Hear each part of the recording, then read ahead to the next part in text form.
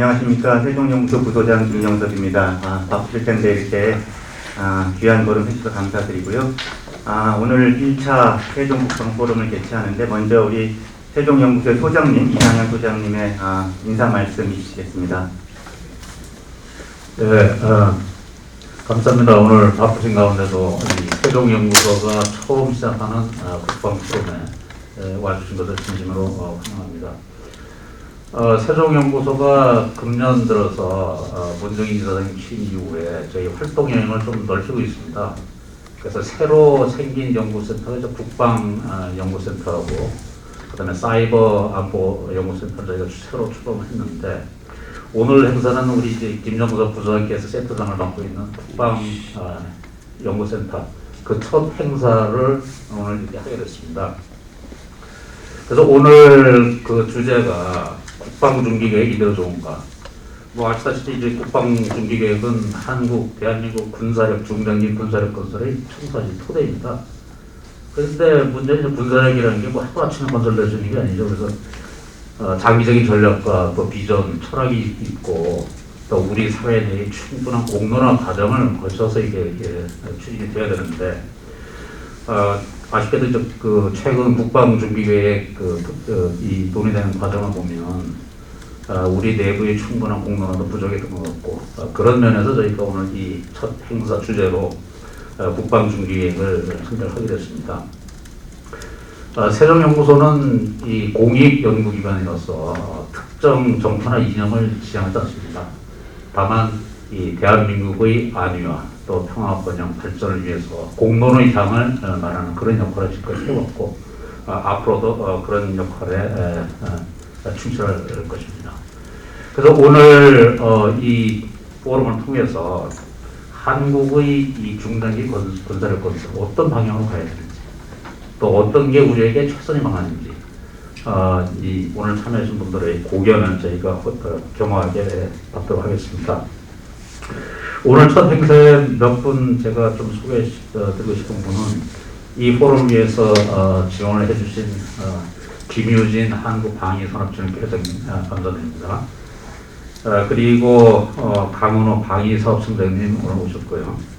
그 다음에 한국국방연구의 핵심인 김윤태 한국국방연구원장님 오셨습니다. 그리고 박청식 국방홍보원장님, 모두 다들 바쁘신 가운데 참석해 주셔서 진심으로 감사드리고요. 그 외에도 국방부와 언론에서 아주 많은 분들이 관심 갖고 참여를 하셨습니다.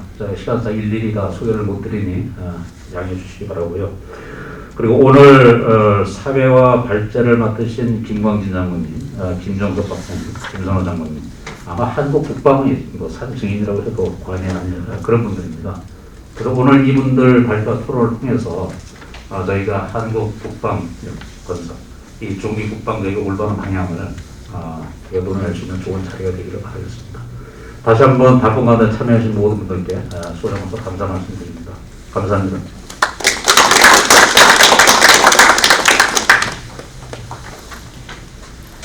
네, 오늘 포럼 서해를 맡게 된 김광진 전 공군대학 총장입니다. 네, 반갑습니다. 오늘 특별히 우리가 지금 소장님께서 설명해 줬던 것처럼 우리 국방포럼, 우리 국방연구센터 첫 번째 포럼으로서 특히 국방기획과 또 전력 소요에 관련된 여러 가지 좋은 이론과 또 실무 경험을 오늘 발표를 통해서 우리가 듣고 또 같이 의견을 나누는 시간을 갖도록 하겠습니다.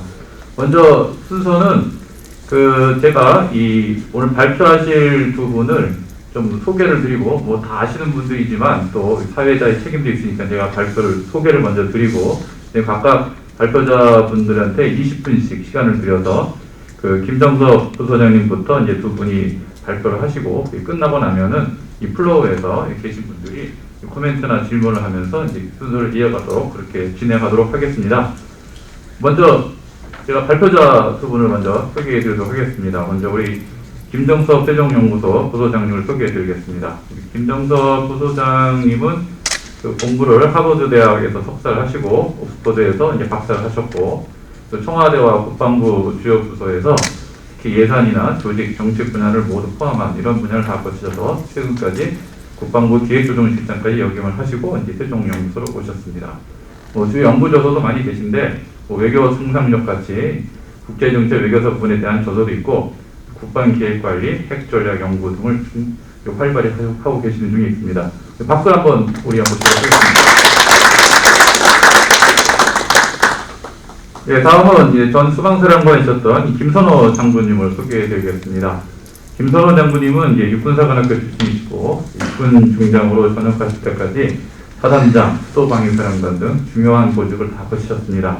특히 합참에서 전력기획과장을 하시고 육군본부에서는 전력기획과장을 하시면서 정말 우리 군의 전력기획 발전 분야에 근무하시면서 굉장히 큰 전문성을 갖고 계시고 지금도 국방 발전을 위해서 여러 포럼에서 많은 활동과 연구 활동하고 계시는 게 있습니다.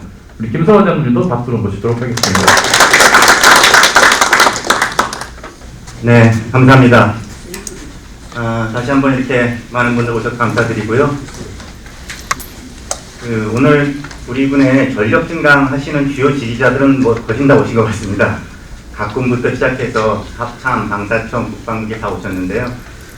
오늘 오신 분들이 다 이제 이 분야를 또 깊이 하시는 전문가시지만 오늘은 이제 일반 국민들도 보신다고 생각하고 될 수 있으면 좀 기본적인 것부터 이렇게 좀 말씀을 드리겠습니다. 그리고 지금 뭐 방사청장님을 비롯해가지고 현지에 계신 분들이 있지만 오늘 주제가 사실은 좀 비판적으로 우리의 시스템을 보는 겁니다. 그래서 좀 마음의 부담은 있습니다만 현직자들 앞에서 한번 좀 발전 방향을 논의하는 거니까 그렇게 이해해 주시고 들어주시면 감사하겠습니다. 자, 제가 오늘 발표드릴 거는 이제 국방준비계획의 허와 실인데요. 네, 한국군 전력 증강 전반적인 어떤 문제점을 한번 보는 겁니다. 먼저 이제 준비계획의 현황, 이것을 보고 이 PPBS가 탄생했지만 그것에 비추어 봤을 때 우리 준비계획에 좀 문제점이 있다. 그래서 그것에 대한 구조적 결함에 대해서 한번 좀 설명을 드리겠습니다. 그리고 앞으로의 발전 방향 이런 순서대로 하겠습니다.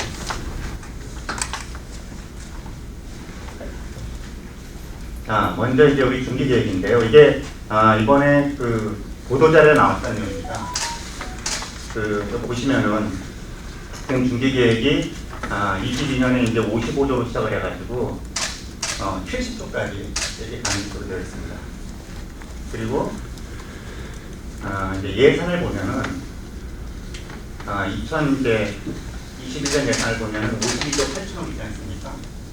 이게 지금 문재인 정부 들어서 굉장히 많이 넣는 겁니다.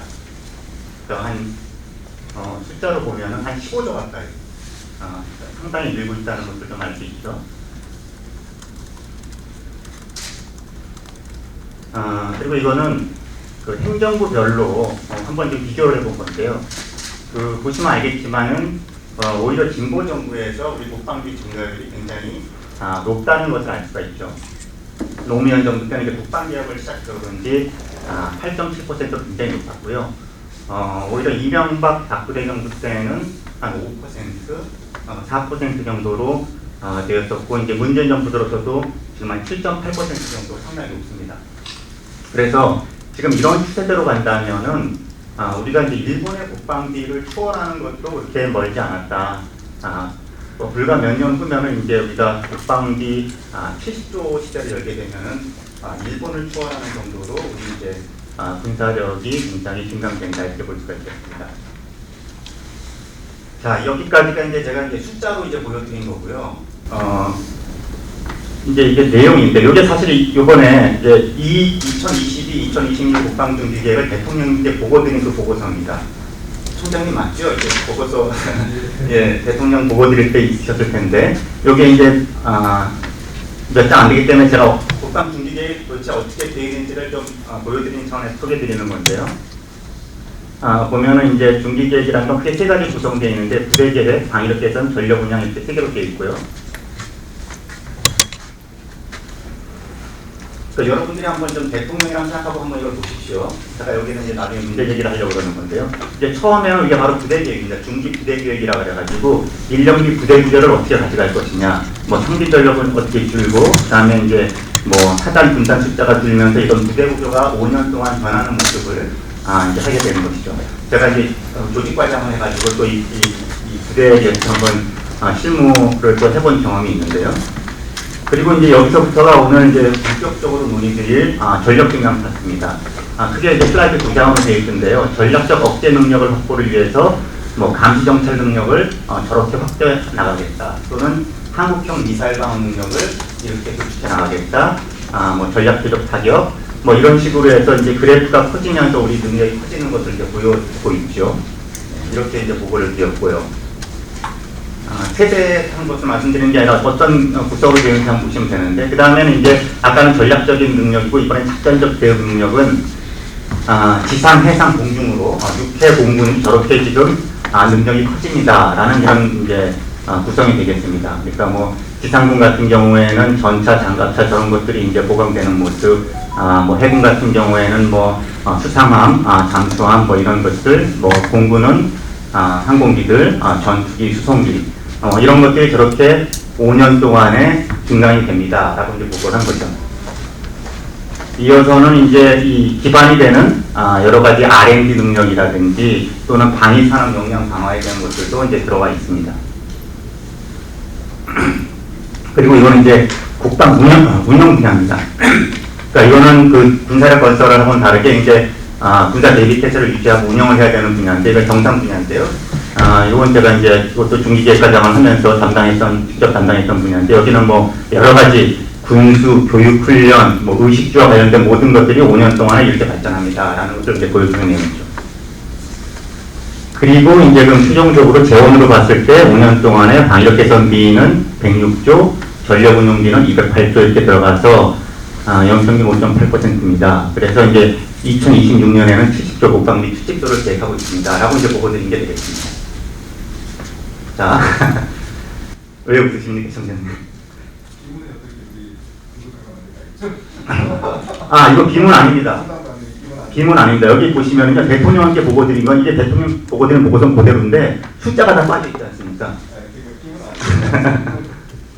예, 이 보고서에서 숫자가 들어가 있는 게 이제 대통령이 보고받으신 겁니다. 자, 요거는요, 이제, 아마 기자분들한테 국방부에서 이제 보도자료라고 좀 세세하게 이렇게 또 이제 배포한 내용이 있는데요. 이걸 상세하게 말씀드리진 않겠습니다만, 이렇게 되어 있습니다. 핵더블린 대응 전력의 미사일 방어에는 뭐 탄도탄 조기 경보 레이더 등 뭐 17개 사업에 6.7조 원이 들어갑니다. 뭐 또 전략 표적 타격을 위해서는 F-35A 전투기 등 이런 것에 47개 사업이 있는데 여기 18조가 투입이 됩니다. 뭐 이런 식입니다. 다 마찬가지입니다. 또 전장 기능별로는 지상, 해상, 공중에 뭐 142개 사업이 있는데 여기 33조 2천억이 들어갑니다. 이제 이런 식입니다. 자, 이제 중기계획이 나중에 산출물이 이제 이렇게 표현된다는 걸 한번 보셨는데요. 이제 문제 제기를 좀 한번 해보겠습니다. 아까 이제 국방비가 이제 가파르게 느는 모습을 보이고 70조 시작 열겠다고 했는데, 과연 이 국방비 규모는 적정한가? 그리고 그 적정 수준을 어떻게 알 수 있는가? 그리고 과연 과다 중복 투자는 없는가? 지금 이 중기계획상에. 그리고 또는 위협에 비해서 오히려 과소 투자되는 부분은 없을까? 그리고 이 재원이라는 건 결국에는 국방 정책이나 군사 전략에 따라서 그것에 부합되게 재원이 배분되어야 되는 건데, 과연 그렇게 된 게 맞는가? 그리고 그걸 확인할 수 있는가? 라는 것이고요. 그리고 이걸 또 과연 누가 어떻게 결정했는가? 라는 제가 질문을 좀 던지고 싶습니다. 사실 이거 하나하나의 질문에 대해서 제가 이제 약간 좀 비판적인 시각으로 우리의 전력 증강 시스템을 지금 보자는 취지가 되겠습니다. 먼저 이 국방기획관리 제도의 어떤 탄생 배경을 좀 살펴보겠습니다. 사실 잘 모르시는 분들 위해서 여긴 다 뭐 전문가들이 있지만, 국방기획관리 제도는 기본적으로 현존 군사력 좌표를 분석해서 국방 목표 아래 우리 자원을 합리적으로 배분하는 그런 이제 업무 수행 체계가 되죠. 그 PPDS 또는 거기에 집행과 평가를 포함해서 PPDES라고도 하는데요. 이게 간단히 말씀드리면 이런 겁니다. 맨 위에 이제 플래닝, 기획 분야에서 이제 위협을 분석하고, 그 위협 분석의 바탕에서 이제 국방 정책, 또는 군사 전략이 수립되면, 그로부터 어떤 군사력의 소요가 나오겠죠. 그래서 그 소요를 통해서, 거기까지는 아마 주로 합참 주도로도 하고, 국방부 합참 주도로 하고, 그리고 나면 그 소요에 기반해서 국방 중기 계획이 수립되고요, 5년간에. 그리고 이제 연도 예산으로 가고, 이제 사업화가 되는 것이 되겠죠. 자, 이제 이것이 일반적인 흐름인데요. 이 기획관리제도라는 게 사실 우리가 PPBS가 지금 수십 년 동안 우리 한국군에도 도입돼서 하고 있지만 사실은 이게 발명품입니다. 미국에서 발명한 건데요. 간단한 제가 이제 그 역사를 말씀드리면은 미국의 펜타곤이 국방성이 47년에 설치됩니다. 그러니까 2차 대전까지도 국방부가 없었습니다. 미국에서도 오로지 육군성과 해군성만 있었던 거죠. 루즈벨트 대통령이 그런 불만 토로했다고 그러는데 우리 육군과 해군이 서로 싸우는 것만큼이나 열심히 일본군하고 싸웠다면 태평양 전쟁을 더 일찍 끝낼 수 있었겠다. 이렇게 했을 정도로 각군의 경쟁이라는 건 굉장히 치열한 거죠. 근데 그것을 총괄 조정 통제하는 그런 국방부라는 조직이 없어서 그걸 이제 47년에 트루만 대통령 때 설치를 했죠.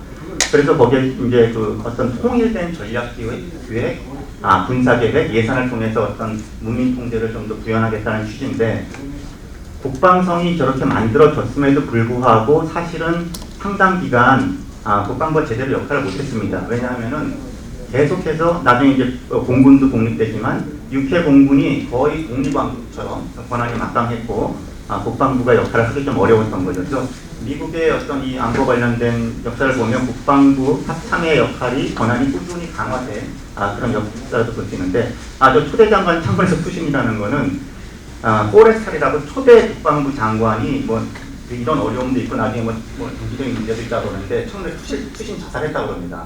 이 포레스탈이라는 그 국방부 초대 국방장관은 사실은 해군성 장관 출신은 상당히 유능한 인물이었다고 그러는데도 굉장히 어려움을 겪었다 그래요. 그래서 상당 기간 동안 육해 공군이 독자적으로 기획하고 전력 증강을 하고 국방부는 오로지 그냥 실링만 주면 그 실링 안에서는 독자적으로 군사 기획을 하고 군사력 증강을 하는 이런 패턴이 계속 이어져 왔었습니다. 그래서 이게 어떻게 보면 두 가지 상이한 세계라고 할 수 있는데요. 기획 분야, 그러니까 이제 플래닝 분야는 이제 제복이군 군사 현역들이 하는 그런 분야라는 거죠. 어떤 군사적 순수한 군사적 판단으로 필요한 소요를 내는 무슨 임무가 필요하다. 그래서 나는 이것이 필요하다. 라고 이제 제기를 하는 그런 기획 분야가 있을 것이고요. 근데 그것이 내려오면 결국에는 예산은 뭐 어느 나라나 이제 민간 관료들이 많이 하는데 여기 이제 항목별로 그냥 지출을 이제 따르게 되죠. 필요보다는 그 비용을 강조하면서 아무래도 소극적으로 보수적으로 그렇게 하게 되겠죠. 근데 이제 문제는 이 기획과 예산이 상당히 연결이 안 된다는 겁니다.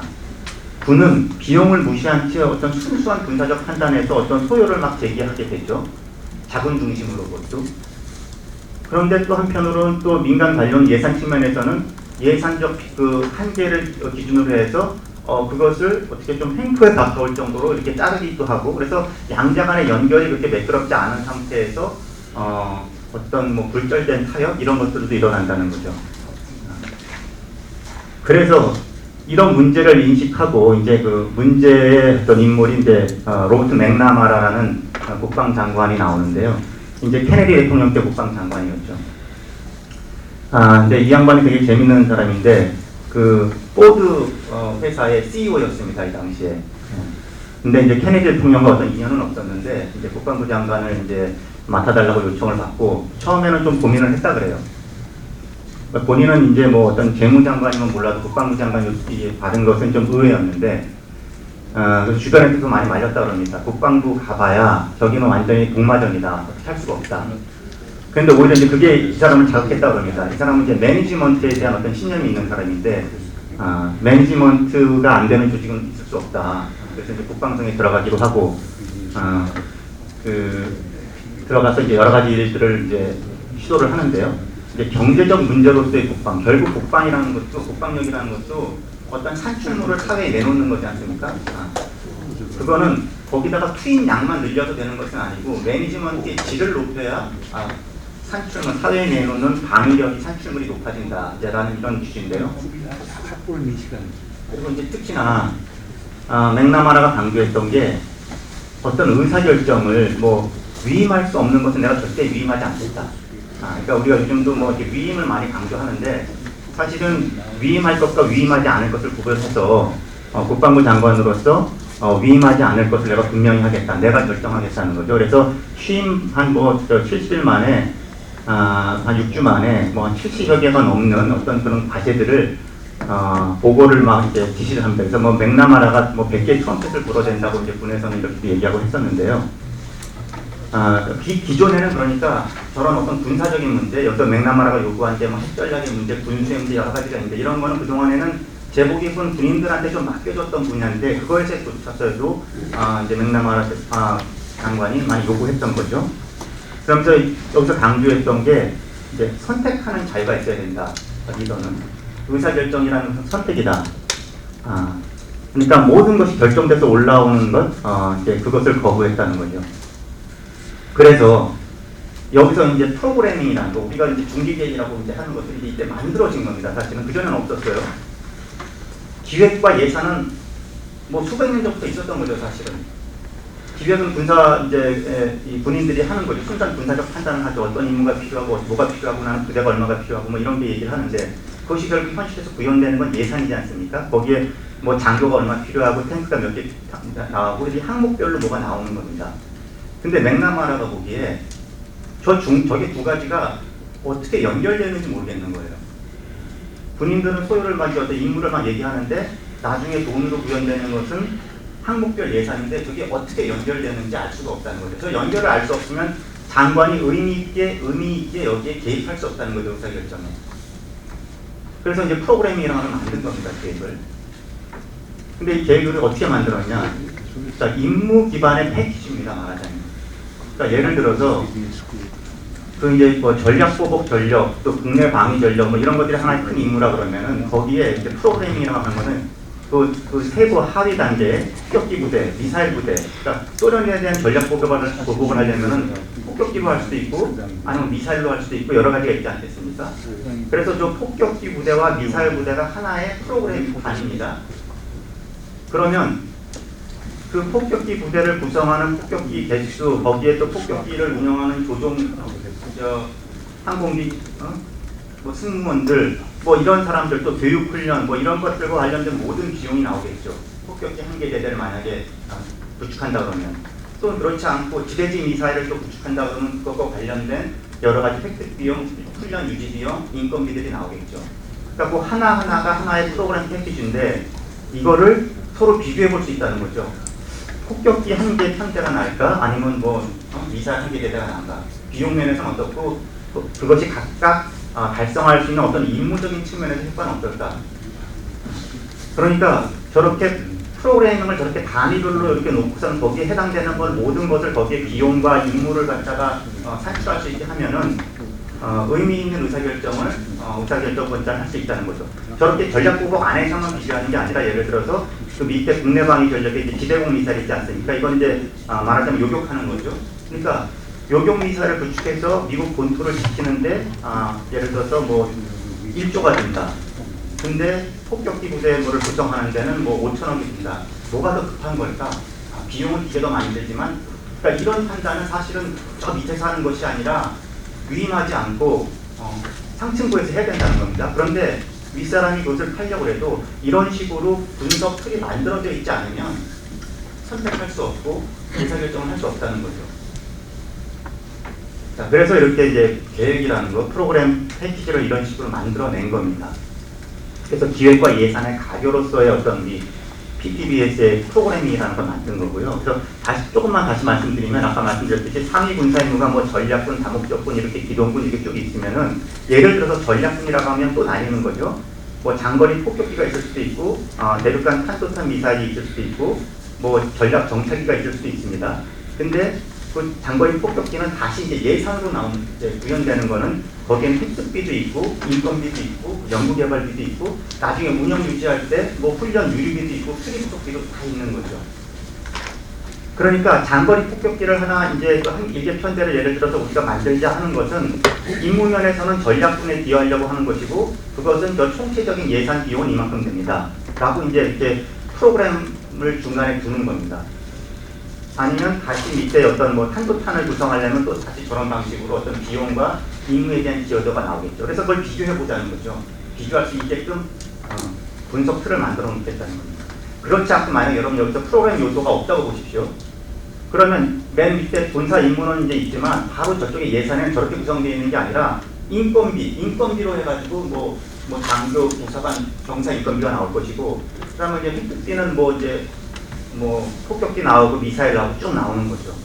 유류비, 우리가 국방부에서 유류비를 뭐 저렇게 분류해서 넣지 않지 않습니까? 그냥 통으로 유류비죠. 유종별로 유류비가 예산에 들어가 있잖아요. 근데 그게 어떤 임무에 연결되는지 알 수는 없게 예산만 봐서는. 그래서 저렇게 프로그램 요소를 저렇게 만들었다는 거고요. 그래서 우리 중기계획이랑 한번 비교를 해보죠. 우리 중기계획은 사실은요, 문서를 보면 저렇게 보여드리고 싶은 게 비문이라서 그냥 제가 목차만 이렇게 말씀 보여드리면, 중기계획 문서는 이렇게 되어 있습니다. 뭐 총괄적인 거 하고 나서 기본적으로는 지상, 해상, 공중입니다. 거기에 이제 지휘경찰과 뭐 유도무기는 따로 있지만, 기본적으로 육해공군 사업별로 장별이 구성되어 있고, 그리고 나서 하나하나 그 장별로 세부적인 단위 사업들은 저렇게 한 개의 무기가 언제 전력화가 되고 연도별 물량이 뭐고 재원이 뭐고 이제 뭐 이렇게 되는 거죠. ROC는 어떻고. 그래서 사실은 제가 대통령께 보고 드렸다는 그거 있지 않습니까?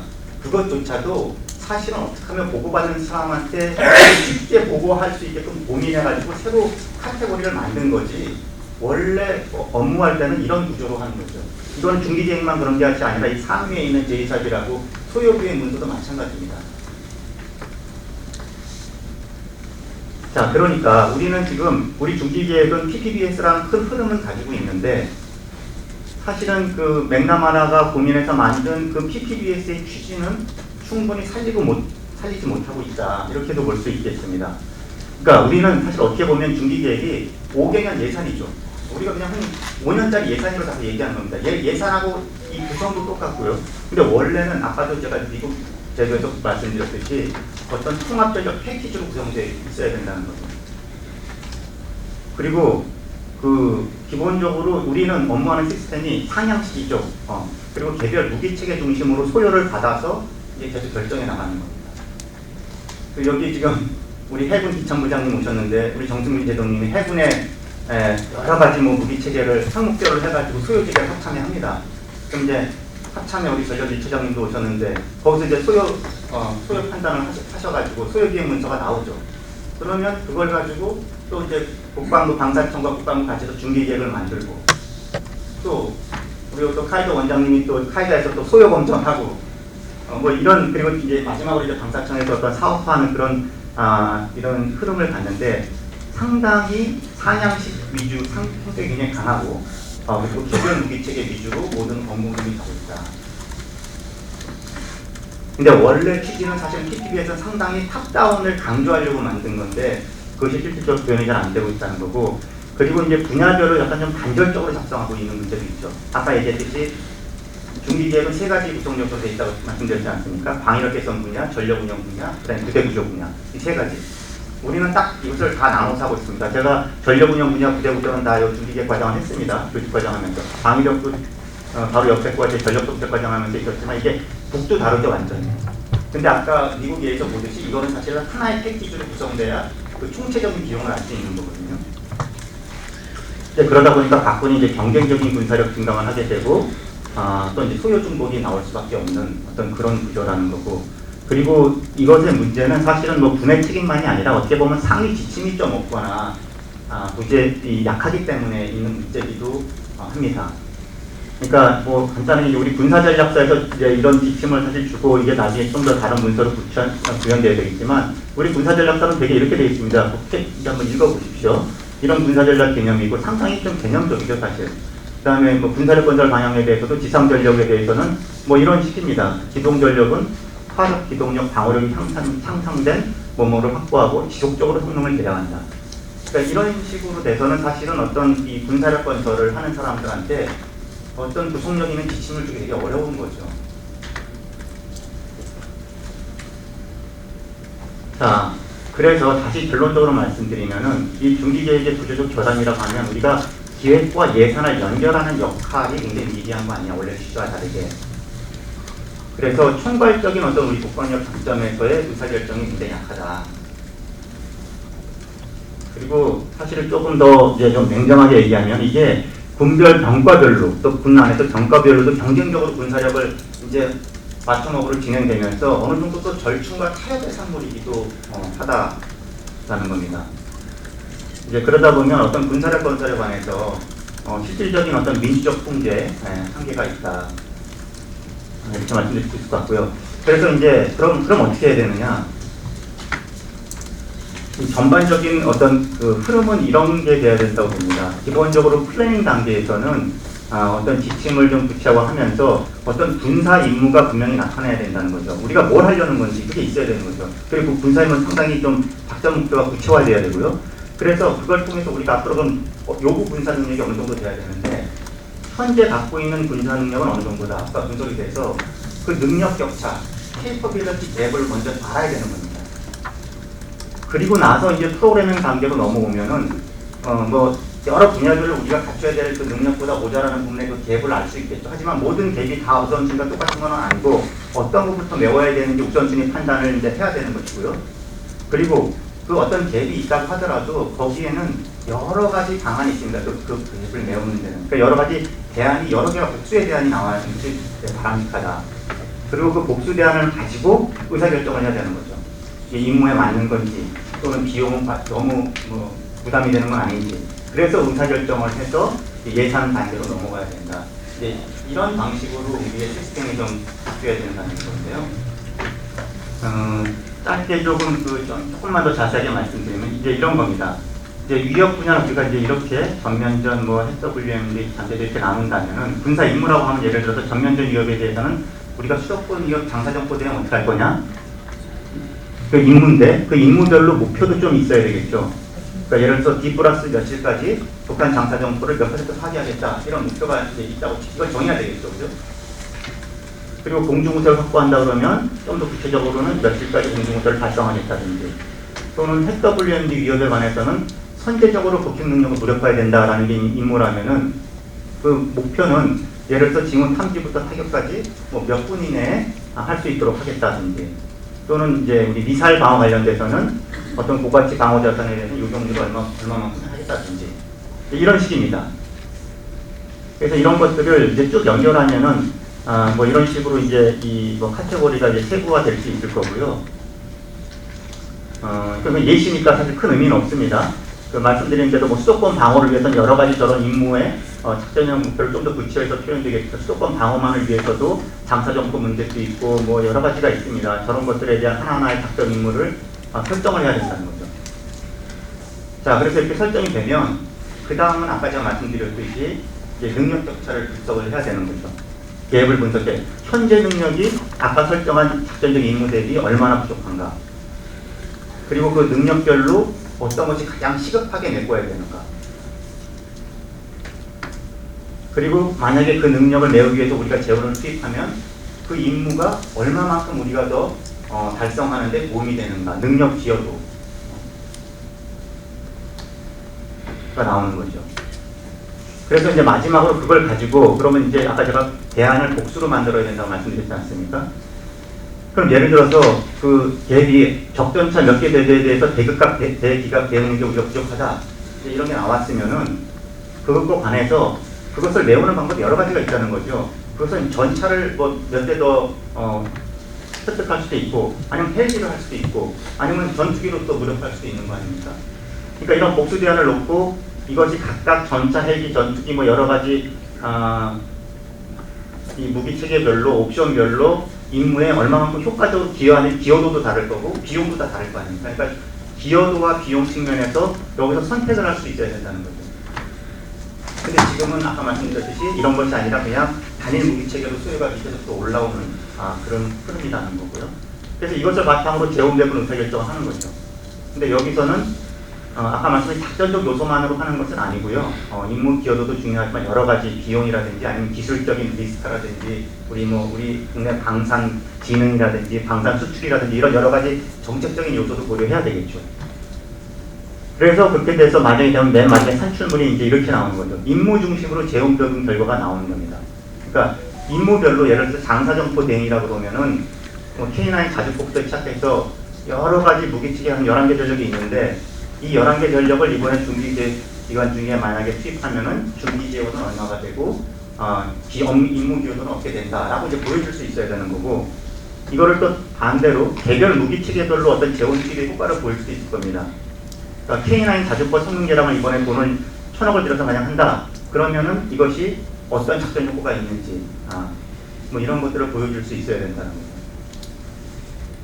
그러니까 이렇게 만약에 보여줄 수 있으면 이것이 만약 대통령이 보고를 받든 아니면 국회에서 이것을 예산 판단을 하든 뭐 기재부나 우리 재정당국에서 이런 어떤 예산을 짤 때 어떤 것은 아무래도 예산 삭감을 하게 되지 않습니까? 그럴 때 판단을 할 수 있는 근거가 되는 거죠.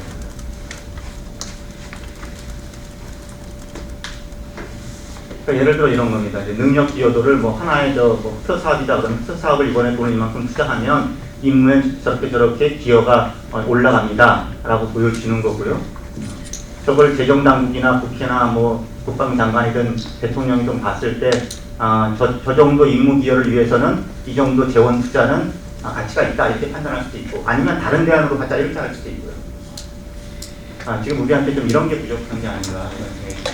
자, 마지막으로 결론적으로 말씀드리면 현재 우리가 지금 개별 단위 무기 체계로 이렇게 상향식이 성격이 상당히 강하다는 거고요.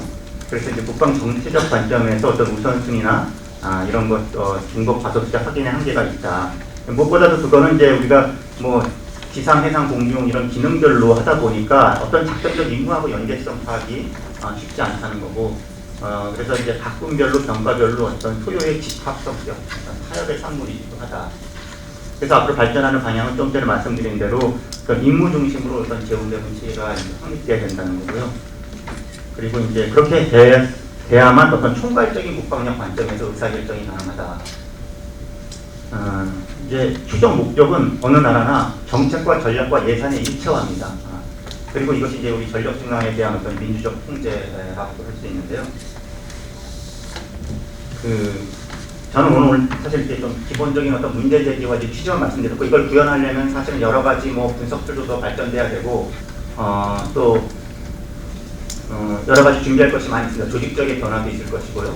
그걸 관해서는 우리 이제 다음 발제하실 우리 김선호 장관님께서도 상세하게 해주실 건데 무엇보다도 우리가 이런 방향으로 약간 좀 개선돼야 된다는 취지만 좀 강조하면서 제 발표 여기서 마치겠습니다. 감사합니다.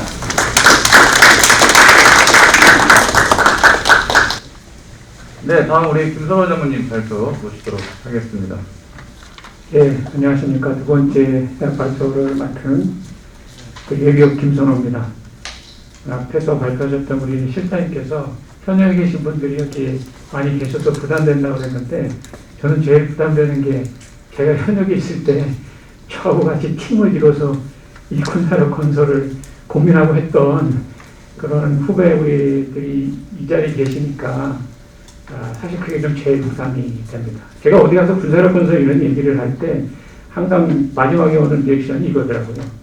그럼 당신은 현역에 있을 때 뭘 했어? 이렇게 질문을 하더라고요. 그런 질문 앞에서 사실 많이 좀 난처했고 고개를 떨군 적도 많이 있었습니다. 이제 전역을 하고 나서 그런 문제점들을 좀 더 우리 군에 수용시키고자 지금 노력을 하고 있고 오늘 그런 중심에서 이런 진행을 하도록 하겠습니다. 오늘 좋은 토의가 될 것을 기대하고 발표를 시작하도록 하겠습니다. 군사력 건설이라는 이 범주가 워낙 방대한데 제가 오늘 사실 접근하고 있는 분야는 사실 요 의도에 관련된 분야입니다. 우리의 정책, 전략, 개념 이런 것들이 상호 어떤 관계 속에서 지금 형성이 되고 있고 이런 것들이 형성될 때 향후 상비 군사력을 건설하는 이 과정 속에서 어떤 영향을 주고 있고 어떤 긍정적 영향, 어떤 부정적 영향을 주는지를 한번 조명을 해보고 제 나름대로의 발전 방안을 제시해 보도록 하겠습니다. 순서는 이런데 오늘 제가 말씀드리는 마지막 결론의 정점은 현재 우리 군사력 건설 시스템을 어떻게 국방 중심의 건설 시스템으로 전환시켜 나갈 것인가에 좀 관점을 두고 진행이 되어 있습니다. 그런 것을 좀 중점을 두고 발표 내용을 좀 봐주셨으면 좋겠습니다. 사실 군사력 건설을 보는 여러 가지 시각은 다양합니다. 이 내용을 제가 세부적으로 설명을 드리지 않죠. 여전히 정기전에 포커스를 두는 시각, 아니다 이제 정기전에 대한 비현실성을 주장하는 시각, 아니다 군은 이 두 가지 모두를 다 대비해야 된다는 시각, 또 마지막에는 그런 것이 아니라 그 안에서 이런 각군의 역할을 나눠서 군사력 건설에 대비를 해야 된다는 이런 시각들이 있습니다. 근데 이런 시각들이 이제 미국이 이제 냉전 이후에 다양한 전쟁을 치르면서 그 전쟁의 특성이 워낙 다양했기 때문에 그 과정을 보면서 이제 이런 시각들이 형성이 됐고, 사실 그것을 사이드에서 지켜봤던 우리 한국군에 사실 이런 시각이 그대로 투영이 돼서 현재도 이런 시각적 차이가 존재를 하고 있죠. 사실 우리 한국군이 군사력 건설에 접근하는 시각을 어떻게 딱 이렇게 뭐 양분하기는 되게 어려울 겁니다. 근데 제가 본 견지에서는 현재의 우리 군사 전략이나 지상군, 그러니까 육군이나 해병대의 시각은 이런 전통주의나 혼합주의 쪽에 좀 근접하다고 저는 평가를 하고 있고, 기타 이제 현재의 우리 국방 정책이나 해공군들의 시각은 이런 비전통이나 분업주의 쪽에 좀 근접한 시각을 갖고 있다고 봅니다. 결론적으로 보면은 이 군사력 건설 과정에 있어서 이 정책과 전략, 또 각군 간의 시각차가 분명히 존재한다는 것이죠. 이것이 내재된 상태에서 군사력 건설 시스템이 작동이 되고 있는 겁니다. 그러다 보니까 이 군사력 건설 시스템 내에서 그런 시각차가 여러 가지 연동을 방해시키는 요인으로 현재도 많이 작동을 하고 있습니다. 그런 걸 한번 현상 분석을 통해서 알아보겠습니다. 이건 제가 지금 우리 군이 직면한 도전, 그리고 그 도전 앞에서 군사력 건설을 어떻게 해나갈 거인데 딜레마를 한번 쭉 정리를 했는데 내용이 워낙 방대합니다. 시간이 없어서 이걸 어떻게 한 장으로 그냥 정리를 하다 보니까 이런 목표가 나왔는데, 간략히 설명을 하면 제가 개인적으로 볼 때 우리 한국군이 직면한 군사력 건설의 가장 큰 1번 딜레마는 사실 저는 이 주변국 도전에 대한 딜레마라고 지금 인식을 하고 있는 것이죠. 북한이라는 현존하는 위협이 있는 상태에서 주변국의 위협이 상승하고 있는 단계에서 과연 그 대응 수위를 어떻게 결정할 것인가, 어느 정도 수위를 결정할 것인가에 따라서 지금 정책과 전략이 상당히 충돌하고 있다. 두 번째는 이제 북핵 미사일 대응이죠. 이것도 마찬가지. 걔네들이 고도화되고 있는 이 전략 무기 개발에 대응하는 우리의 시스템을 할 때, 이것은 먼저 타격 능력을 키워야 된다? 아니다. 요격 능력을 키워야 된다라는 이런 작전적 개념에서 전략과 또 각군의 역할이 되게 충돌이 되어 있습니다, 지금. 세 번째는 상당히 조심스러운데, 우리 한반도의 전쟁 양상을 보는 시각인데, 여전히 우리는 전면전 베이스를 하고 있죠. 그러나 우리 주변에서 나오고 있는 전쟁 양상의 변화는 향후 과연 이 세계적으로 세계 전장에서 전면전이 국가 대 국가의 총력전이 투입되는 전면전이 어느 정도 유효할 것인가에 대한 비판적 시각들이 많이 나오고 있습니다. 여기 박스 안에 제가 잠깐 설명드리면 이제 2035년 미 육군에서 본 건데, 앞으로 미래전은 우리 전구 전쟁은 예상하지 않는다. 결국은 군사적인 운영보다는 정치, 경제적인 이런 것들이 한 4배 이상의 더 영향력을 미치는 전장의 양상이 될 것이다. 회색시대 전쟁이 일어날 것이다. 이런 것들이 지금 우리들한테 쏟아져 들어오고 있는 상황입니다. 이게 또 군사력 건설에 아주 중요한 딜레마로 지금 작용을 하고 있죠. 마지막은 과학기술의 변화, 이것은 인지하고 있고, 또 하나는 이제 병력 자원의 문제죠. 지금 외부에서 제시하고 있는 것은 저희는 향후 한 20년 뒤에 50만의 군을 유지할 수 없을 것이다라는 것을 전제해서 지금 많은 데이터가 나오고 있거든요. 그런데 우리 군의 전력 증강은 50만을 기준으로 해서 지금 증강을 하고 있습니다. 이것이 과연 어떤 관계성을 만들까? 이런 것들에 대해서 지금 큰 딜레마에 빠져 있다고 저는 생각을 하고, 사실 이런 딜레마가 어떤 외부의 도전, 그 안에서 일어나는 딜레마는 우리 이 군사력 건설 시스템 내에 들어오면서 정책을 만들고 전략을 수립하고 개념을 발전시킬 때 각각의 요소가 여기서 충돌을 합니다. 근데 이 충돌 과정에서도 이제 어떤 군사력 건설의 소요가 이렇게 나오는데, 이 소요가 이제 이런 충돌 과정에서 생성되다 보니까 아주 심각한 찬반 논쟁, 이 갈등으로 이제 확산이 되는 겁니다. 과연 저 전력을 가져야 되나? 말아야 되나? 이거에 대해서 합의점을 찾기가 매우 어려운 상태가 된 것이죠. 한번 사례로 제가 좀 한 두 가지 정도를 선정했는데 좀 민감한 사례이긴 하지만 한번 제가 제시를 해보도록 하겠습니다.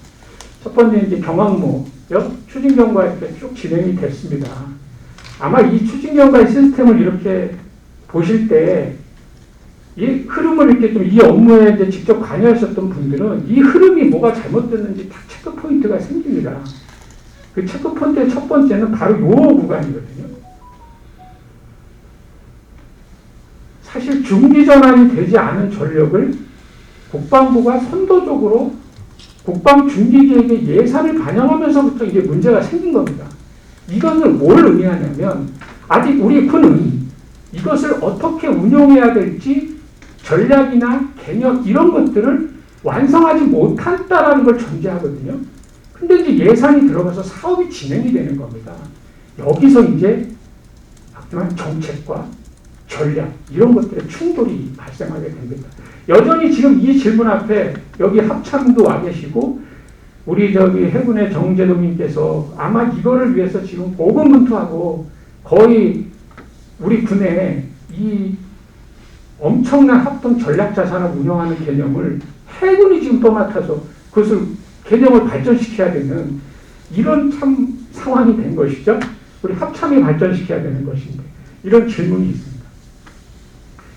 사실 두 번째 문제는 경항모와 연계되어 있는 이 함재기 문제가 또 다른 우리 군사력건선에 큰 혼란을 주고 있죠. 여기 뭐 우리 합참의 처장님도 계시지만 결국은 이제 함재기가 같이 이제 이렇게 소요 결정이 됐습니다. 아마 지금 이제 선행 연구들을 하고 있을 겁니다. 근데 이 과정에서 이제 결정적인 문제가 생겼죠.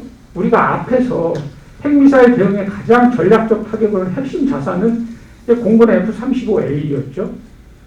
우리 군의 장기 로드맵은 F-35A를 40+20에서 60대를 가지고 전략적 차격 능력을 가겠다는 전제를 갖고 있었어요.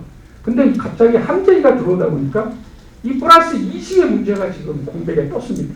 여기에 대해서 지금 아무도 지금 명확한 대답을 안 하고 있는데 상당히 됐고 그러다 보니까 공군의 전력 증강의 로드맵 자체가 지금 수정이 돼야 되는 문제 또 만약에 획득을 하게 된다면 어떤 기종이 될지는 잘 모르지만 다양한 조치의 전투기를 운영해야 되는 운영 유지의 부담 또 이걸 추가적으로 획득해야 되는 수조 원의 예산의 이런 부담들을 지금 다 공군이 떠안아서 지금 해결을 해야 되는 문제거든요. 제가 만약에 공군 기참부장이거나 공군 총장이었다면 아마 이 딜레마, 이 문제를 해결하는데 매우 좀 심각한 고민을 하고 있을 거라고 생각을 합니다. 결론적으로 하나의 사례를 보면은 이제 국방부가 좀 이제 주도적으로 이걸 끌고 나가는 상황에서 약간의 역전 현상이 발생했고 거기서 혼란이 발생했는데 제가 여기서 좀 제기하는 것은 관점은 두 가지입니다. 가장 지금 앞에 있는 모든 문제는 아직 군이 그런 것을 운영할 수 있는 준비가 제대로 돼 있지 않았는데 왜 이렇게 서둘러서 사업을 추진해? 이런 것들이 지금 일반적 보편적 시각인데 근데 정책과 전략의 관계 이런 것을 갔을 때는 우리는 새로운 질문 앞에 좀 봐야 돼요. 그게 뭐냐 하면 이 군사력 건설이라는 것은 보다 상위의 개념이 국가 전략이나 국가 정책이나 국가 안보 전략, 국방 정책을 지향하도록 되어 있습니다. 즉 군사 전략은 이런 걸 지향해야 된다는 것이죠. 이거하고 괴리가 생겨서는 안 되는데 만약에 이번 사례처럼 정책과 전략이 충돌할 때 우리는 과연 어떠한 것을 선택해야 되냐는 것입니다. 군에서 내세우는 전략을 우선 선택할 것이냐 아니면 국방부에서 생각하는 정책을 우선할 것이냐 왜 이런 경항모 사업과 함대기 사업을 하면서 국방부와 합참은 그런 충돌을 조율하지 못했을까? 그 이유는 뭘까? 또 앞으로 이런 일이 발생한다면 또 어떤 결과를 만들어낼 것인가? 이런 문제 앞에서 우리가 사실 심각하게 좀 해야 된다는 것이죠. 제가 이 사례를 통해서 하여튼 마지막 결론을 보는 것은 결국은 향후 우리가 취해 있는 여러 가지 도전 직면을 봤을 때는 정책과 전략이 충돌할 수밖에 없는 상황이 많이 발생할 것이다. 그렇다면 이 두 가지의 충돌 요소를 완충시켜줄 수 있는 그것보다 상위의 기획체계 속에서의 뭔가가 작동이 돼야지만 이런 충돌을 완화시킬 수 있을 것이다라는 어떤 생각으로 이 기준을 제시를 했습니다. 두 번째는 육군의 대형 공급 헬기 하고 이제 신속 헬기. 이것은 우리의 전략과 군사적 영역 내에서 군사 전략과 작전 개념이 충돌하는 사례로 제가 뽑았습니다. 즉 무슨 말이냐 하면 군사 전략적 개념에서의 전략 목표나 전략 개념이 성숙되지 않았는데 먼저 작전 개념이 앞서서 선두에 나가다 보니까 이런 충돌적 요소가 나온 사례로 저는 이해를 하고 있습니다. 앞에 있지만 육군 하고 신속대응사단 올해 창설이 됐습니다. 이것은 미 101 공정사단이나 82 공정사단과 같은 그런 공정사단을 지향해서 전시에 우리 후반기에 침투한 공정사단을 지향을 하고 있는 그런 것이죠.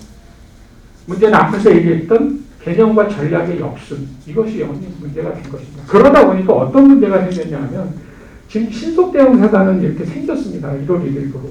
근데 사실 신속대응사단이 가장 필요한 전력은 공격 전력이 아니거든요. 적지로 침투할 수 있는 기동 전력이 선행이 돼야 되는 겁니다. 근데 아직도 신속대응사단의 기동 능력을 확보하기 위해서 우리가 기동 전력을 어떻게 확보할지에 대해서 현재 이것은 난제입니다.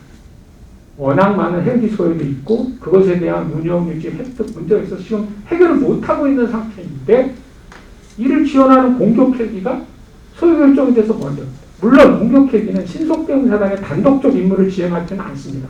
다양한 임무를 수행하지만 이런 문제가 있는 것이죠. 결국은 전략과 개념이 충돌할 때는 상당히 이런 획득, 그러니까 군사력 건설의 완전성, 이것을 만들어 나가는데 심리한 영향을 미칠 수 있다는 것을 보여주는 사례라고 생각을 합니다. 앞에 두 사례로 봤을 때는 결국 이러한 문제들, 시각 차이, 그걸로 인한 역전 현상, 그걸로 인한 혼선, 그러면서 군사력 건설의 방향성이 분산되는 이런 문제를 해결하려면 결국은 우리가 이 정책에서부터 저 개념까지 하나의 일치된 이 방향성을 가져야 되는데 결국 이런 방향성은 우리 현재 성명되어 있는 군사력 건설 시스템 내에서 이제 형성이 되는 것이거든요. 근데 군사력 건설 시스템이 이 방향성을 지금 이끌어내지 못한다는 어떤 관점에서 제가 그 군사력 건설 시스템을 한번 좀 평해 보겠습니다. 이런 시스템으로 되어 있습니다. 저희는 아주 복잡하죠. 뭐 세부적으로 하는데 이 특징을 딱 보면 여기서 우리가 봐야 될 것은 이 군사력 건설 시스템을 유지시키는 이 각각의 축들은 되게 종적으로는 되게 구조화되어 있고 되게 잘 발달이 되어 있습니다. 발전이. 그런데 이 횡적인 구조가 되게 취약합니다. 즉, 이 각각의 체계를 연동시켜주는 이 체계들이 사실 미약하기 때문에 부패와 같은 사례의 문제들이 발생하고 있다고 저는 인식을 하고 있죠. 가장 게 정책과 전력, 이것을 어떻게 군사력 건설을 연결시킬 것인가? 사실 교량적 역할을 하는 것이 제 관점에서 봤을 때는 없습니다. 지금 현재 있는 문서는 유일하게 육군 기본정책서가 JMS를 만들 때 영향을 준다, 이 정도의 문서 체계거든요. 사실 근데 기본정책서가 이거에 어떤 영향을 줘요? 2016년도에 이런 문제를 해결하기 위해서 DPG, 국방기획지침이라는 걸 만들었습니다. 그런데 아직 실효적 영향을 못해주죠. 결국은 이런 것들이 필요한 건 한데 현재로서는 많은 한계가 있다. 그 과정에서 이제 한 가지 제가 좀 주목한 것은 이런 군사력 건설을 하는 보다 상위의 전략기획 체계가 필요하다는 이제 문제를 제기하신 분의 이 의견을 제가 주목을 했습니다. 그건 이제 카이다에 계신 이제 배다영 박사님인데 결국은 이 정책기획 체계와 전략기획 체계를 연동시켜서 상위 정책, 국가정책과 안보전략 지침을 받아서 이것을 군사력 건설의 BP처럼 연결시켜 줄 수 있는 비전, 개념, 능력, 이런 거를 만들어내는 체계가 반드시 있어야 된다. 이런 문제를 제기했고 저는 사실 여기에 상당한 동의를 하고 있습니다. 두 번째는 우리 합동 전투발전체입니다. 앞에 우리 실장이 발표하신 게 핵심입니다. 능력 기준 기반 소요 기계 있죠. 이런 흐름으로 갑니다. 이것은 대단히 중요한 체계거든요. 사실은 여기 있는 군사 전략에서 개념, 이것이 다 이런 시스템을 통해서 마지막에 소요로 연결되는 이 대단히 교량적 역할을 하는 중요한 체계인데 현실은 그렇지 못한 것 같습니다. 사실 곳곳이 막혀 있죠. 합동의 요구 능력서 이거 저희들 잘 활용을 안 했어요. 거기에 나와 있는 이런 분석 시스템, 툴이나 인적 요소도 제한이 돼서 결국은 탑다운으로 못 내려오고 이게 받쳐주질 못하니까 소요 제기를 해야 되는 각 군의 입장에서는 스스로 자생적인 개념을 만들어낼 수밖에 없는 거죠. 그래서 각 군이 자군의 개념을 만듭니다. 그걸 기준으로 소요를 만들어내서 합참에 소요 제기하면 합참은 소요 결정합니다. 결국은 탑다운을 지향하는 시스템인데 실제로 액션은 바텀업에서 이루어지는 것이 더 많다는 것을 단적으로 보여주는 얘기죠. 근데 이런 과정이 생기면 약간의 문제가 생기는데 저는 이거를 뭐 전력소의 과잉화, 제가 쓰는 용어는 전력 인플레이션이라고 쓰는데 이런 문제가 생기는 겁니다. 이제 밑에서부터 올라오다 보니까 ROC의 문제, 전력과 수량의 문제, 시기 문제 이게 합동성 차원에서보다 과도하게 설정된 가능성이 높다는 거죠. 지난 한 7년간의 그 데이터 소요 검증한 데이터를 보니까 90개 전력 중에 60%가 소요 조정이 됐습니다. ROC도 바뀌었고 수량도 바뀌었고 시기도 바뀌었고 이거 심대한 과잉 현상을 보여주는 사례거든요. 근데 이것은 수치적으로는 이렇지만 저는 이렇게 이해를 합니다. 이것은 합참, 즉 각군이 보는 군사력 건설의 관점과 국방부가 보는 관점에 명확한 차이가 있다는 것을 보는 것이죠. 소요검증은 국방부가 주도해서 하기 때문에 그렇습니다. 시스템의 또 하나의 문제는 권한이 과다하게 분산되어 있다는 것이죠. 도표에서 보지만 국방부는 지금 사실 군사력 건설 과정에서 크게 개입할 수 있는 여지가 없습니다. 뭐 기본 정책서 하나 만들고 중기계획 만들어서 연결고를 시켜주는 거겠죠. 사실 군사력 건설의 핵심 기능은 전부 다 합참으로 지금 집중이 되어 있죠. 전략에서부터 개념, 소요 결정까지. 그런데 이 전략이나 개념 이런 것들은 대단히 그 속성상 이게 경직되어 있습니다. 하나를 발전시키는 데 시간도 많이. 그러니까 여기서 상당한 병목 현상이 나오게 되고 이런 병목 현상이 앞에 있는 여러 가지 문제를 발생시킬 수 있죠. 사실 이렇게 권한을 분산시켜 놓은 것은 과거의 경영에 있어서 사실 투명성을 지향한 거였거든요. 향후는 좀 더 효율성을 지향하는 세계로 전환이 필요하다. 의사결정 체계도 저는 문제가 좀 있다고 보는데 여기 우리 방사청장님도 오셨고 카이다 원장님도 오셨고 다 왔는데 사실 군의 그 소요결정 과정 합동참모회에서 합니다. 거기에 이제 정치위원이 아니시니까 의결권이 없으시죠. 소요결정에 참고를 해서 의견을 주실 수는 있지만 의결을 할 수가 없어요.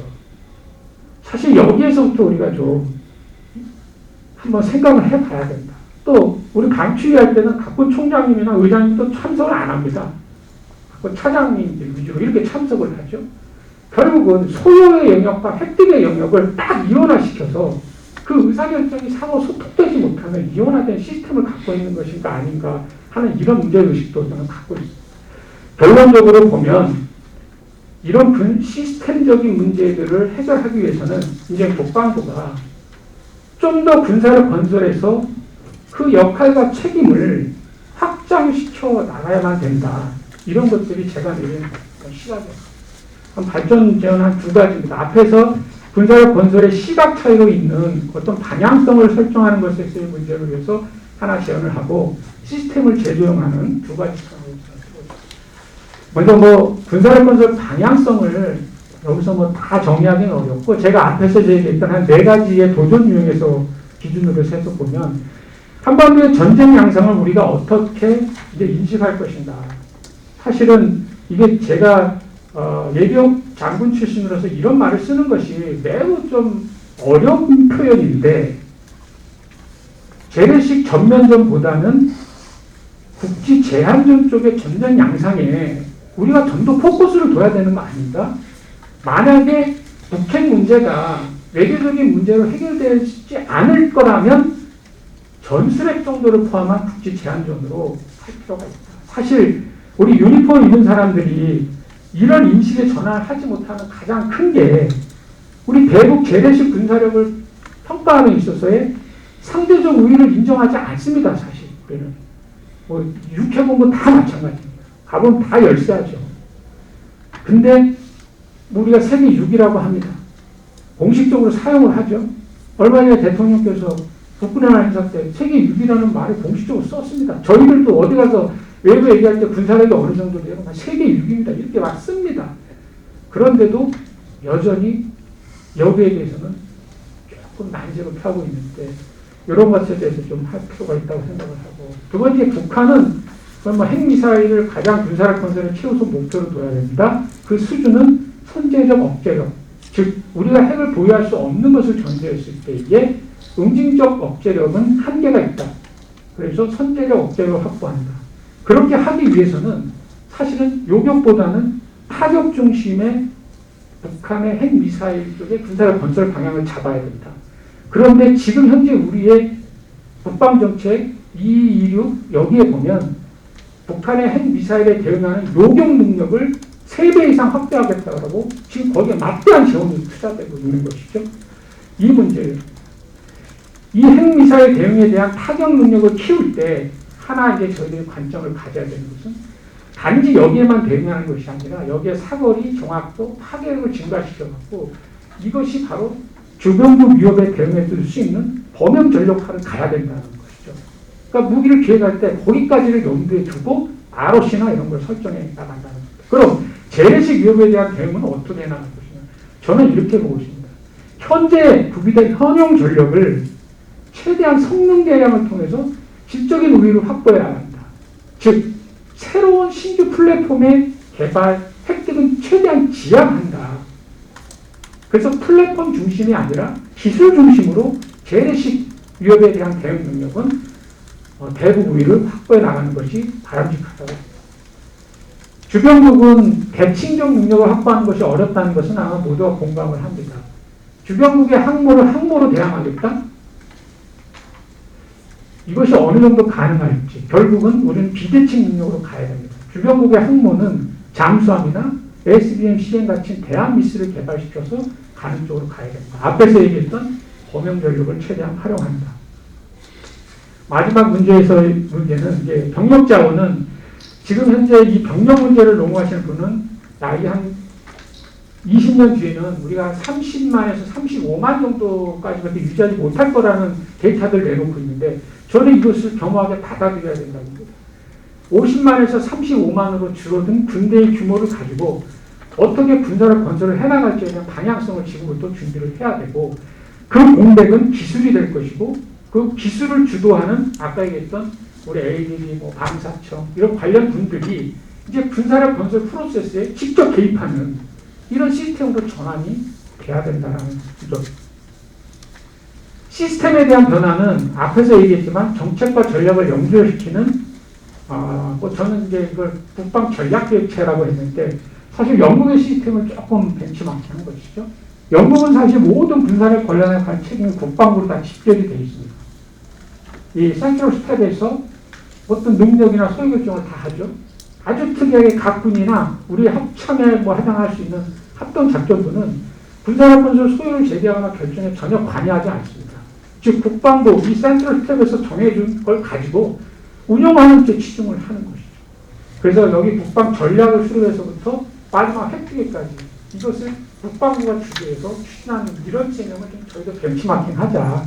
앞에서 얘기했지만 중간에 전략개혁 체계를 둬서 우리의 상위에 있는 개념을 구현할 수 있는 국방 비전을 만들고 거기에 맞는 국방 전략서, 지금의 국방 준비계획이 아닌 전략서를 만들고 이 전략서를 기준으로 국방 정책에 영향을 미칠 수 있는 BPG, 국방 기획 지침을 내리고 합참에서 발전시키는 전략계획체 지침을 줄 수 있는 국방 전략 지침 DSG를 만들어서 이것을 미래 요구 능력으로 연결시켜 나가는 이 시스템에 대해서 우리가 한번 이렇게 하려면 조직이 필요한데 간단히 그냥 생각해보면 지금 현재 우리 국방개혁실은 한시 조직으로 되어 있는데 이거를 국방전략실로 이제 중편에서 운영하는 방안도 강하게 될 것 같습니다.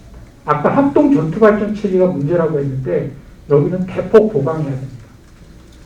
그렇게 하기 위해서는 이 합동 능력 평가를 위한 전문가 그룹을 제가 같이 갔을 때는 이제 합동 능력 평가 그룹이라고 이제 했는데 이 그룹 내에서 능력 평가를 하고 특이한 것은 이것이죠. 지금 이전에는 이런 기능이 없었는데 이 그룹이 도출한 전력발전소를 직접 자기네들이 장기 신규로 무기체계 소유 제기할 수 있는 권한을 가져야 된다는 것이죠. 그래야만 자기네들이 한 능력평가에 대해서 연속성이 보장이 될 거라고 봅니다. 앞에 있는 시스템의 변화는 이런 소요적인 결정 변화를 조정을 같이 따라와야 되는 것이죠. 핵심은 이제 이 빨간색 천인데 신규 전력입니다. 신규 전력은 우리가 보면 대부분 이제 장기 신규 전력이거든요. 이것은 능력 평가를 통해서 나온 결과인데 뭐 준비 신규는 좀 시급한 거죠. 신규 전력은 합참에서 직접 소요 제기하고 국방부가 소요 결정하자. 그럼 각 군과 그 밑에 있는 각 군은 여기서 결정되어 있는 장기 및 신규 전력을 중기 전환시킬 때 그 이후부터 각 군이 직접 개입을 해서 이때부터는 보다 구체적으로 어떻게 운영할 것인지 운영 계획들을 잘 하는 쪽에 집중을 시켜서 합참과 각 군의 소요적인 기능을 좀 분할시키고 국방부가 소요 결정에 직접 개입하자는 이런 것입니다. 마지막으로 의사결정 체계를 좀 하는 것인데 이런 의사결정 체계가 있습니다. 합동참모회의에 ADD, 카이다, 방사청 이런 기관 장인들이 위원으로 참석을 해서 여기서부터 소요 결정할 때부터 이게 기술적 관점에서 카이다는 개념적 관점에서 방사청장은 획득적 관점에서 이게 타당할 것인가를 그 자리에서 논하고 결심을 해야 된다는 것이죠. 그리고 결정이 되면 그런 것들이 다 고려됐기 때문에 나와서 갖고 있는 정책, 전략, 개념, 획득이 각각 바라보는 시각차를 최소화시킬 수 있을 것이라고 보고 국무회의도 활성화시켜야 되겠죠. 여기도 위원으로 참석을 하셔야 되고 앞에서 조직 변화가 나타나는 이것이고 가장 중요한 것은 앞으로 발생하는 모든 신규 전력은 국방부 국무회의에서 소위 결정을 하자.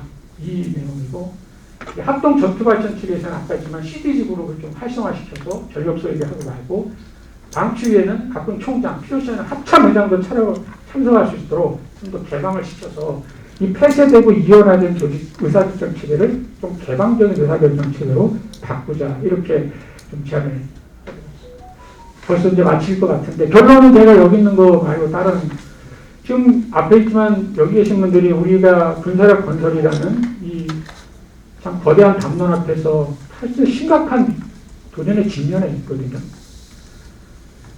근데 이 도전을 우리가 극복해 나가는 과정에 있어서 몇몇 개의 제도 개선을 통해서 이것을 극복하는 데는 저는 한계가 있다고 봅니다. 결국 2006년도에 우리가 기존에 흘러왔던 군사력 건설 시스템에 일대 전환점을 준 게 이제 방사청을 개청하고 국방력 기본법을 만들면서 전력 소요 기능을 합참으로 이관시키고 하는 아주 일대 변혁이었죠. 사실 그때 유니폼을 입고 있는 저희 같은 사람들은 거기에 대해서 쌍수를 들고 반대를 했습니다. 불가능할 것이다. 안 될 것이다. 문제가 많다. 그런데 그게 15년 됐거든요. 물론 지금도 그 시스템이 완전하지는 않지만 그렇게 바뀌기 이전보다는 바뀐 상태의 15년은 우리 군사력 건설 시스템을 한참 업그레이드 시켰다고 저는 평가를 합니다. 그렇다면 지금 이 시점은 또 다른 업그레이드를 위해서 이 시스템의 재도약이 있어야 되는 것이죠. 그 시스템의 재도약은 합참을 중심으로 이루어졌던 군사력 건설 시스템을 이제는 서서히 그 중심축을 국방부로 전환을 시켜서 국방부가 주도하는 군사력 건설 시스템 내에서 모든 요소들이 함께 작동이 돼서 시각차도 해소하고 그 충돌로 인한 혼란도 해소하고 하나의 방향성을 가지고 일관되게 나갈 수 있는 이런 시스템의 건설이 저희가 직면한 도전과 대응에 효과적이지 않을까 이런 생각을 하면서 발표를 마치겠습니다. 경청을 해주셔서 감사합니다. 오늘 좋은 두 분 발표 들었고요. 두 분 일단 앞쪽으로 앉으셔서 혹시 이제 코멘트가 나오거나 질문 나오시면은 잘 안 돼요. 오른손. 말씀 나누고 그렇게 하도록 하겠습니다. 지금 시간이 처음 시작할 때 조금 지났는데 남는 시간 동안 참석하신 분들이 코멘트 질문을 좀 드리는데 세이브를 위해서 먼저 여기서 플로어에 하실 분들이 먼저 쭉 말씀하시고 어느 정도 지나면은 이제 이 발표자 분들께 답변 기회를 드리도록 하겠습니다. 지금 앞에 테이블에 그 마이크가 있는데 좀 자유롭게 먼저 좀 본인 소개를 하시면서 말씀해 주시면은 옆에 계신 분이 좀 마이크를 전달해 주시면 예, 저는 연세대 통일연구원의 김종배라고 합니다. 말씀 잘 들었는데 대법원의 발표가 이제 중기계획의 어떤 수립에 그 전후 과정, 절차, 형식 이런 어떤 중점에 대한 토론이었는데요. 제가 조금 의문을 느끼는 부분은 뭐냐면은 작금의 그 전략 환경 변화라든가 기술 혁명의 변화를 봤을 때 굉장히 시스템이 유연해져야 될 건데 여러 변수를 다양하게 흡수할 수 있는 준비된 어떤 개방적인 체제를 갖춰야 될 건데 이 어떤 그 너무 형식주의에 치우치는 게 또 다른 경직성이 아닌가 이런 점이 우려가 됩니다.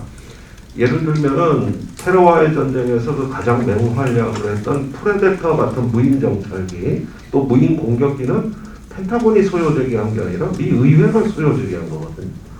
그러니까 업체, 정치권 다 소요 제기에 뛰어들어가지고 해보니까 그 의회가 그 재량 예산으로 얹어진 무인기가 오히려 더 큰 활약을 전장에서 했던 것이죠.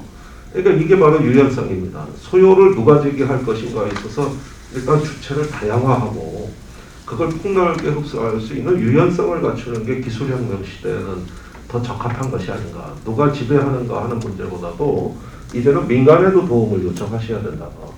거기에다가 또 보면은 그 어떤 레거시 시스템, 오래된 시스템을 과감히 혁파할 수 있는 어떤 그런 어떤 그 정책 기준을 하나 수립을 하셔야 되는데 예를 들면 2019년에 미 해군은 항공모함을 도입 안 하겠다고 내부 결정을 했습니다. 그때 두 척의 항공모함을 도입하는 걸 안 하고 취소하는 걸로 했는데 즉시 군산복합체가 장병이 압박을 다 해가지고 조선소 노동자들 다 구조조정해야 된다. 이게 무슨 소리냐? 항공모함 사라. 이래가지고 외부의 압력이 해군은 스텔스 함정하고 드론으로 이렇게 전략적인 틀을 바꾸려고 하는데 정치가 방해하는 거예요. 지금 우리 국회에서 일어나고 있는 똑같은 현상이 저는 이거라고 생각합니다.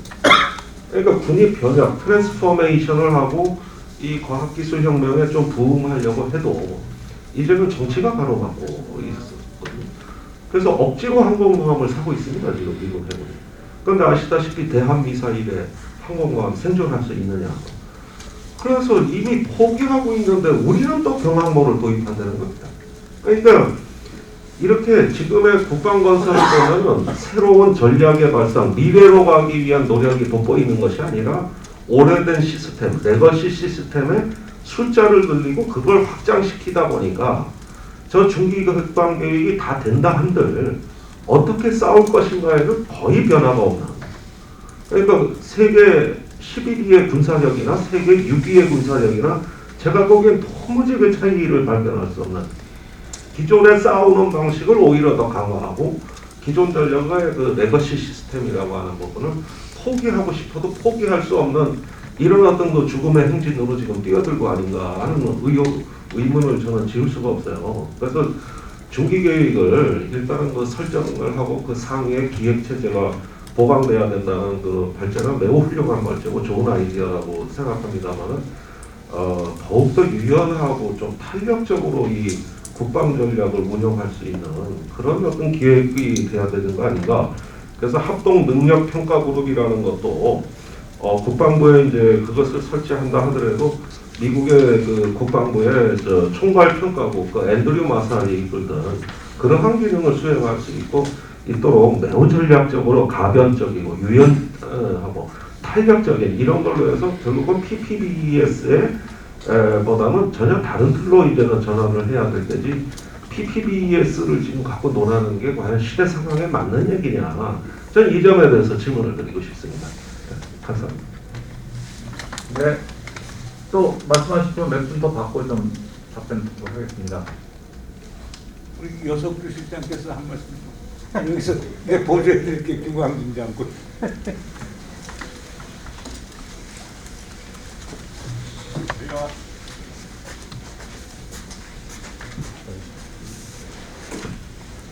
예, 훌륭한 발표 감사드립니다. 그 해당 분야의 제일 전문가분들 분들이기 때문에 제가 다른 말씀은 드릴 거고 전 이 부분 그러니까 지금 말씀하신 그러한 변화를 이끌어내는 데 있어서 우리가 국방부와 군, 국방부와 합참의 관계를 좀 다시 시각을 조망할 필요가 있다고 보는데,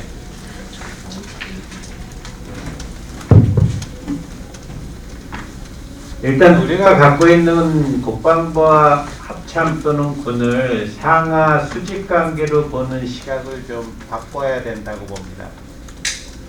배터리가 없나요? 제가 느끼는 것은 국방부라는 조직은 뭐 일종의 서비스 조직인데, 그 서비스의 대상은 기본적으로는 국민이고, 다음에 군에 대해서도 국방부는 서비스를 제공하는 조직으로 시각을 가져야 지금 말씀하신 것들이 잘 적용될 수 있다고 봅니다. 물론 그렇게 했을 때 대통령의 통수권이 국방부 장관을 통해서 용병, 양병 권한이 시행되는 측면하고 관계가 또 있는데, 그것은 국방부 장관이라는 그러한 직위에 관한 문제지, 국방부 전체가 군에 대해서 용병이나 양병의 권한을 시행하는 조직이라는 그런 착각은 하지 말아야 된다.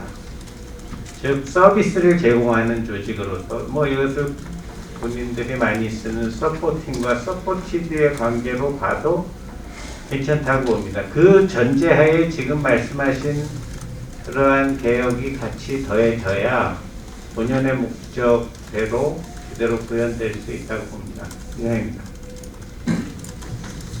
네. 또 한두 분 더 말씀을 듣고 좀 답변을 듣도록 하겠습니다.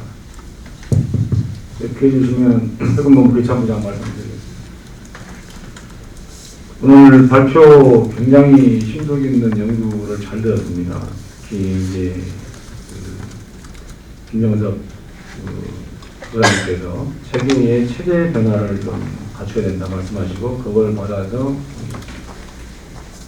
좋은 말씀을 이렇게 뒤에서 해주셨는데, 저는 아까 이제 우리 두 번째 발제하신 이 발제자께서 사실 저희가 김선호 총장님은 저희가 이제 부장으로 모시던 분이고 같이 근무했기 때문에 굉장히 접합에 공감하고, 저 같은 경우는 2003년도부터 중기계획 작성을 시작으로 전력 업무에 투입을 해서 군생활의 대부분을 배타하는 것 외에는 전력, 전략, 정책 쪽에서 근무를 해가지고 많은 아픔도 있었고, 사실 개인적으로 이 시스템 좀 바꿨으면 좋겠다 그런 게 있었는데, 아까 말씀하셨듯이 저는 아까 좋은 말씀하셨습니다. 이게 합참의 전략 발전의 경직성이 있다 그 말씀하셨는데, 저는 이제 국군의 사명을 생각해 보세요. 국군의 사명을 보면 대한민국 국군은 국민의 세상과 생명을 보호하고 국토를 방해하고 세계 평화에 기여한다 돼 있는데, 우리가 대부분의 위협을 판단할 때는 전쟁 환경을 한반도로 제한해 버리는 겁니다.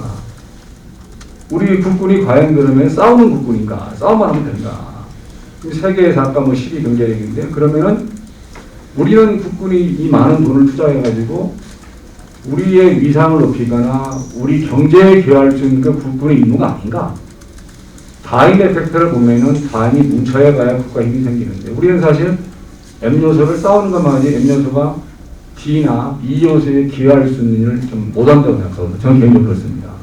그래서 저희가 한다면, 저는 이제 아까 그 중기계획에 굉장히 많은 시간이 있었는데, 그 대부분 제가 동의하면서도 그런 과연 의사결정이 이제 항모를 얘기를 아까 들어서 항모에 대해서 이제 했기 때문에 저희가 해군이기 때문에 비워주시면 좀 말씀을 드리겠습니다. 항모가 사실 96년부터 해군을 시작해가지고 단순하게 군사력이 아니고 항모는 북한도 대비하고 주변국 위협도, 아까도 김선호 부장님 말씀하셨지만 저는 주변국 위협이 굉장히 올라오고 있다. 그래서 대응을 시작했기 때문에 적절한 방향을 찾아야 된다. 저는 그런 쪽에 동의를 하고, 군인이지만 제한전 파트가 굉장히 강조되어 있는 시대이기 때문에 그 제한전은 어떻게 수행해야 될 것인가 고민들이 하는 시대가 된 것 같다. 과연 과거처럼 우리가 38선부터 압록강까지 밀고 가야 하는 것인지, 그렇지 않으면 전략적 목표를 빨리 획득하고 전쟁을 조기 종결해서 피해를 줘야 되는 거죠. 그런 것이 고민을 해야 되는데, 항모는 그런 차원에서 해군은 과거에 굉장히 많은 연구를 했었습니다. 제가 2012년도 소위까지 하는 때부터도 연구를 했었는데, 사실 이게 뭐냐면 아까의 전략의 경직성이라는 건데, 합참의 그 조직 내에서는 항모는 통할 수가 없었습니다. 말을 끊을 수가 없었고, 그래서 저희가 대형 수함을 보낼 때 사실 이게 상륙 강습함했는데 대형수함 이름을 못 달고 보냈습니다. 상륙강 대형수함 2에 보면은 수직이 착륙 들어가 있지, 헬기 들어가 있지, 해병대 들어가 있지, LCAP 다 들어가 있거든요. 한마디로 미국의 상륙강습에서 우리는 북한도 대비하고 주변국 위협도 대비하는 전략을 가져야 했는데 그 단어를 못 썼습니다. 못 써가지고 대형수함 2하다 보니까 지금 일부 국회에서 그러니까 니네 이름 바꿔가지고 큰배가려고 하는 게 아니야. 그런데 사실 큰배가는 거 아니고 배가 줄었죠 사실. 근데 그렇게 해군 입장에서는 아까 굉장히 그 합참 조직의 그것 때문에 해군의 목소리를 내기도 했고 저는 아까 제가 굉장히 아픔이 있었던 건 뭐냐면은 우리 전력을 반영시키는데 지금까지는 우리의 전장 개념이 한반도 중심, 위협 대상이 북한 중심이었기 때문에 해군력이라는 건 항상 미래였거든. 15년 후에 가는 배라 당장 싸울 필요가 없는데 왜 전력을 건설하냐. 거기서 어품이 많았었는데 지금 이제 그 김선호 그 중장님께서 발표하신 것처럼 국방부 차원에서 탑다운식으로 우리의 위협이 어디에 있는가, 우리 안보 문제가 뭔가, 우리나라가 어디 갈 것인가를 그런 것을 해가지고 이 전략적으로 제안을 해주신다면은 굉장히 이제 발전될 수 있겠다. 그런데 의사결정 과정에서 지금처럼 과연 그러면 우리나라가 2030년, 40년 됐을 때 어떤 나라가 될 것이고 북한은 어떤 나라가 될 것이냐, 우리의 위협은 뭘 것이냐, 그것이 깊이 고민이 안 되고 지금 당장 눈앞에 보이는 위협만 가지고 준비했다가는 우리 군사력이 또 따라가기 군사력이 될 것이다. 그래서 굉장히 많은 돈을 투자하고 또 사실 저희가 군사력 대비 항상 하는 말이야. 대한민국은 돈을 그렇게 많이 투자하는데 뭐가 뭐였지 그런 말을 많이 듣습니다. 그러다 보니까 군사력 투자가 잘못했다는 이제 저도 전략원 입장으로서 비판을 받았는데 그래서 그런 차원에서 방향을 잡아가는 게 좋겠다 말씀을 좀 드리고 싶고 아까 이제 그 존경하는 김종대 그 의원님께서 대한미사일하고 이제 그 미국의 항모를 언급하셨습니다. 항모를 만들지 말아야 되겠다. 사실 미국이 지금 전략을 바꿔서 항모로 가고 있고 미국이 지금 고민하는 것은 큰 항모를 가다 보니 다국화된 세대에서 굉장히 많은 이런 분쟁이 발생하는데 그 큰 것을 보내는 그러니 그러면 적은 것을 만들어 가지고 대응해야 되는 게 아니냐 그런 연구를 했다가 지금 이제 여러 가지 재원 분야도 있어 가지고 가지 못하지만 그걸 대비해서 아메리카급이나 와시급의 우리 상륙강습함에 그 수직이 착륙을 집어넣어가지고 그런 임무를 대응하는 그런 취재를 하고 있고 대부분의 항모를 말하면은 대항 미사일이 있기 때문에 항모가 불필요하다는데 저는 그렇습니다. 그러면은 대공 미사일 있는데 비행기를 왜 만들고 잠수함 있는데 수상을 만드냐. 무기체라는 건 위협은 있지만 위협을 붙들고 싸우는 게 우리 군인의 임무 같고 그래서 그 이제 전력에 대해서 아까 우리 김선호 부장님께서 전략할 때 이렇게 좀 절차가 좀 복잡해졌다는데 사실 장기전략 소요지만 중기전환 될 수 있게 그런 규정이 되어 있습니다. 저번에 제가 옛날 2012년도에 굉장히 강력히 주장한 건데 해군 전략은 15년제 가기 때문에 소위 결정하고 중기전을 재건해버리면은 선행 연구가 안 돼가지고 너무나 전략 가시가 쥐내 걸려서 그때 규정이 바뀌어가지고 지금 국방 전략은 발표 훈령에 보면은 획득이 장기간 되는 전력은 좀 중기전 할 수 있는 그런 규정은 되어 있기 때문에 규정 내에서 저희가 전화를 했던 것이다. 혹시 오해가 가가지고 그것을 말씀을 드리고 싶습니다. 이상입니다. 네, 우리 발표자 대답드리기 전에 또 이게 모시기 힘든 분들, 먼 하신 분도 있고 발표 때 언급되신 우리 기관장님도 계신데 우리 카이다 원장님하고 방사청장님, 국방부 전략성장관님 말씀 한번 들어봐야 될 것 같습니다. 먼저 우리 김정석 부수장님 중기 관련해서 발표해 주셔서 다시 한번 중기의 의미, 역할, 이걸 좀 더 깊게 고민하고 생각하는 기회를 주시고 고맙습니다. 더불어서 보안 방향에 대해서 정확히 제시해 주셨는데 그것도 감사드리고요.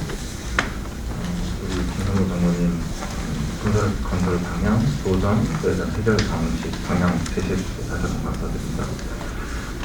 개인적으로 이게 중기계획이나 건설 방향 이 내용들이 저희 업무하고 직접적으로 연계돼서 저희 업무로 떨어지는 그 과정에 가장 핵심적인 길목에 있는 우리 국방 전체 전략중간 분야에서 하는 역할들인데요. 아까 좀 참고로 한 가지만 말씀을 드리면 우리 김정일 실장님께서 우리 이번에 지난 9월 8월 중하순쯤에 대통령께 보고 드린 중기계획 내용 중에서 대통령께서 가장 관심을 많이 가졌던 파트가 한 파트가 있는데 다 정확히 디리포트 하시면서 오랜 시간을 가지면서 대화를 나눴는데 오늘 한 1시간 정도 이제 2시간 반 동안 깊이 있게 토의를 하셨어요. 그러면서 나름대로 부분 통수권자로서 여기에서 배제하시고 토의하시고 그 자리에 장관이 박사부장님 장관님 직접 보고하시고 자격증강 관련 부분은 이제 저희 부분은 제가 답변을 드리고 군사의 능력에 자체 부분 관련 의장을 하시고 초과적으로는 장관님께서 이제 답변을 하시는 그런 과정이었는데 그 중에서 가장 깊이 있게 많이 논의됐던 파트가 미래를 주도하는 국방역량 강화, 거기에서 첨단 무기체계 연구개발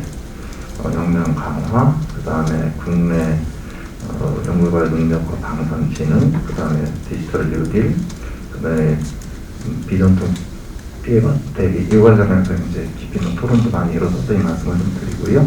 제가 이렇게 말씀드린 이유 중에 하나는 국방기관제도의 흐름, 중기직 발전 방향, 이거에 대해서 우리 김 부부장님께서 말씀하신 자에 대해서 상당히 원천적으로 건의를 하면서 한 부분으로 우리 존경하는 김정대 의원님께서 말씀하셨습니다만 유연성이라는 측면에서 제가 볼 때 중기직 기능이 한 10% 이상은 지금 상실했기 말씀을 드립니다.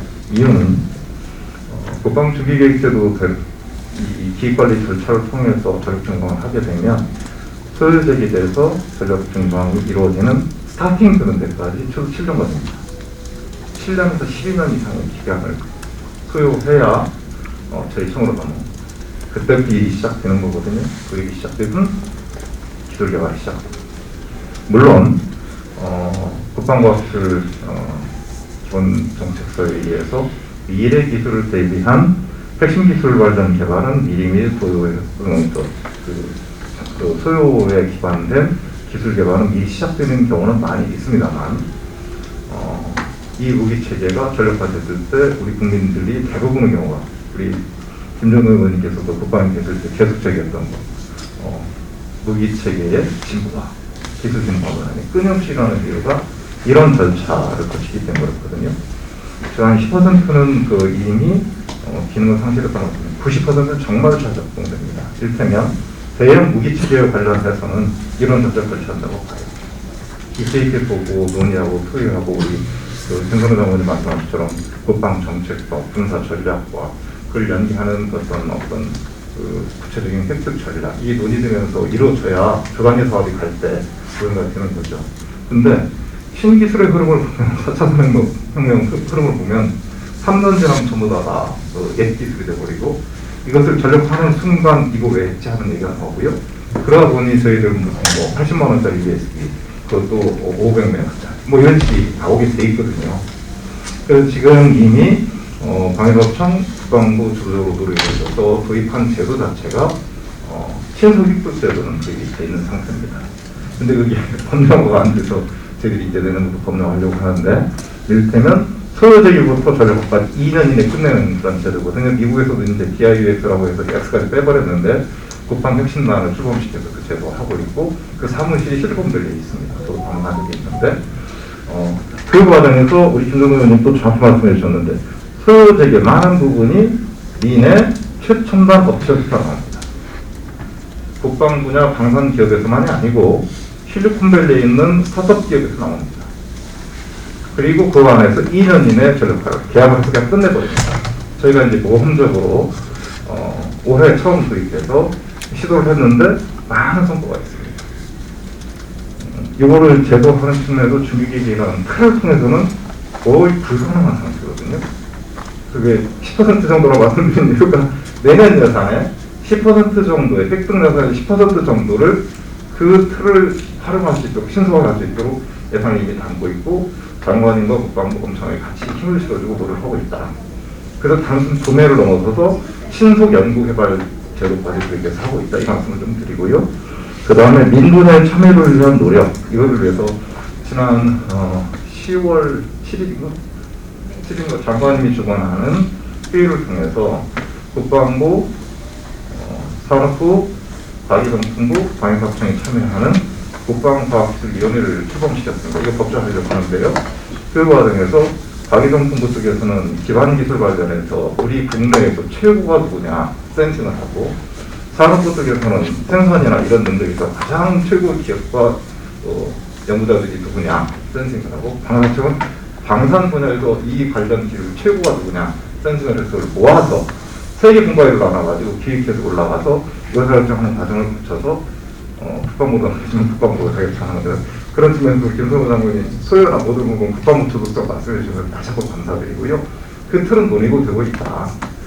논의되고 있고 이것이 제대로 되는 것도 작동하면 무지하게 많은 발전이 있을 것이다 이렇게 생각을 하고요. 저희들이 이제 고민이 방사청이 고민이 올 초부터 파도청 느끼는 국방 R&D를 통해서 국방과학기술 능력이 세계 5위 안에 들어가자. 더불어서 그렇게 많은 기술을 활용한 우리 방산 제품이 세계 방산자에서 방산 수출을 통해서 세계 5대 방산 강국으로 등장하자. 이 5년 이내 하는 계획을 우리 국가연, 그 다음에 우리 국기연, 국방부, 그 다음에 유관 부처인 산업부, 과기정부 같이 논의 중에 있다 이 말씀을 드리면서요. 중기기의 틀과 관련해서는 저는 김정은 의원께서 말씀하신 시스템 유연성 확보, 그 다음에 과거만 어떤 의사결정, 과거 체계를 점검하고 제거할 수 있는 이 흐름에 대해서는 전적으로 동의하지만 현재 체계도 80~90%는 상당히 유의미하다.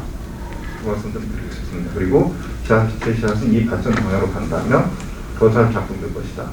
이렇게 말씀드리면 저희 직원들한테 모험적으로 도전하라고 하니까 다 모험적인 줄 알아요. 100개 중에 하나 성공하는 걸로 기술 도전하게 다 그런 줄 알아요. 근데 정부가 예산을 투입하는데 전 예산을 그렇게 하면 어떻게 하겠습니까?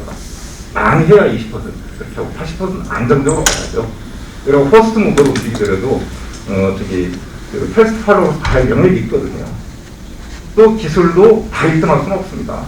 견제하는 기술 정도 개발하는 것도 있어야 되고 1등하기 위한 기술도 있어야 되는데 모험적으로 가는 분은 20% 너무 큰일 난다고 생각해요. 중기계 틀에 의한 루트 80%는 다르다. 근데 이 발전만으로 했으면 좋겠다.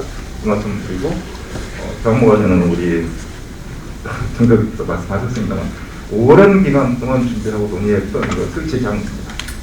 시장과 광고의 싸움에서 이런 이유도 있으니 이건 무력화될 것이다라고 단정적으로 된다면 저희들이 전력증한 많은 부분이 바꾸게.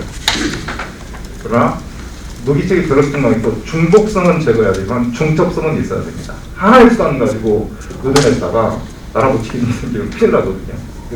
중복성은 제거하지만 중첩성 그 부분은 좀 깊게 구분할 수가 있다. 육체 공군이 할 각각의 기능들이 있고 역할이 있고 그 부분 과정은 조금 이견이 있을 것 같습니다.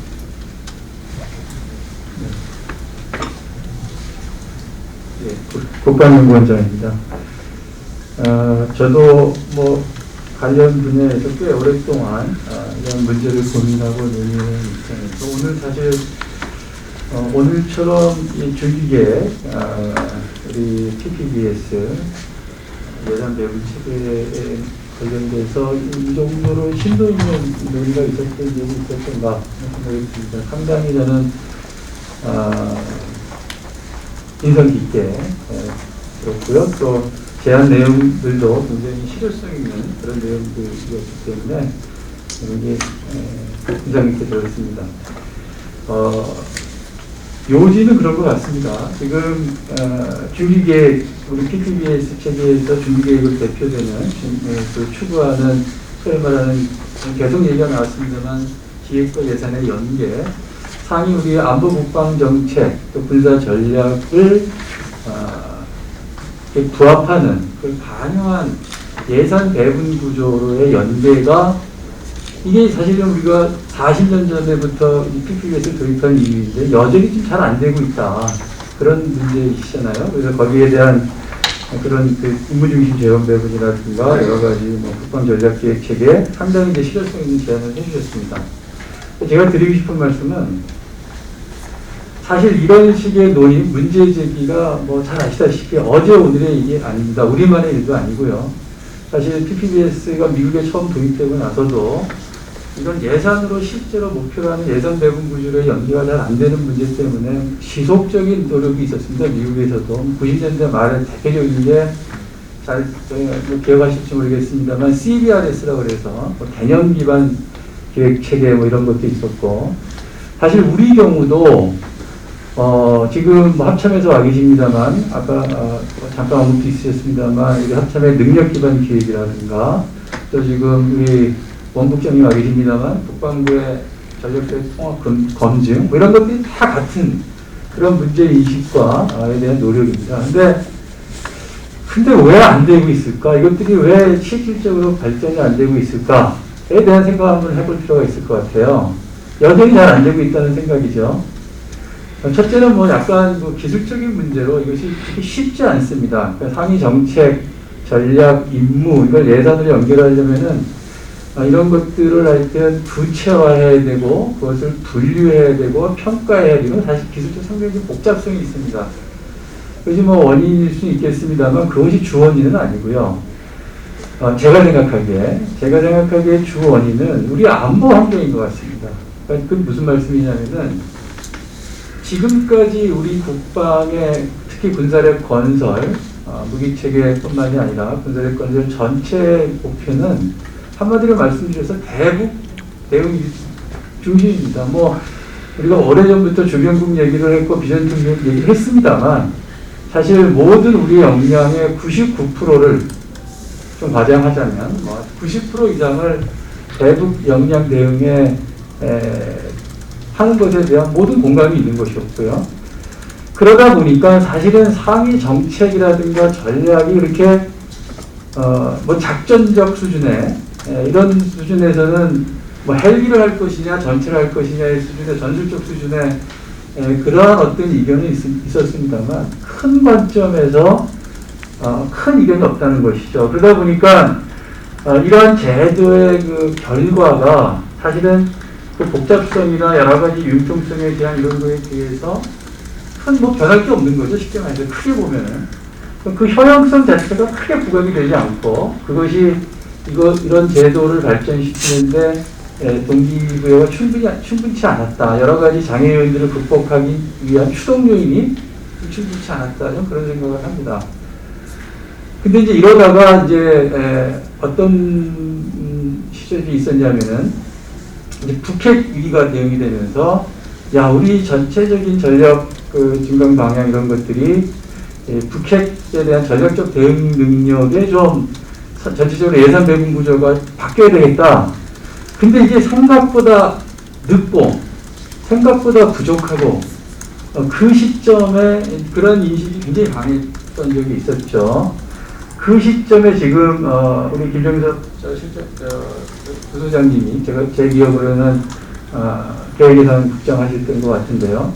그때 이게 굉장히 그때 이제 DPG가 나왔고 임무재원 배분에 대한 이런 그 방법론이라든가 이런 것들이 상당히 좀 진전이 됐던 적이 있었습니다. 결국은 필요가 이제 그 추동을 하는 거죠. 근데 이제 그런 관점에서 보자면은 지금 상황을 한번 볼 필요가 있다는 겁니다. 지금 이제 아까 여러분들이 말씀하셨습니다만 정말로 우리 안보 환경의 급격한 변화라는 것입니다. 과거와는 궤를 달리하는 변화죠. 뭐 쉽게 말해서 지금까지는 우리가 대북 재래식 전면전, 소위 말해서 작게 5027 안에서 그 안에서 그걸 달성하기 위해서 뭘 살까를 생각하는 것이 90이었다면은 이제는 주변국을 봐야 되고요. 그 위협이 또 그렇게 뭐 먼 얘기가 아니고요.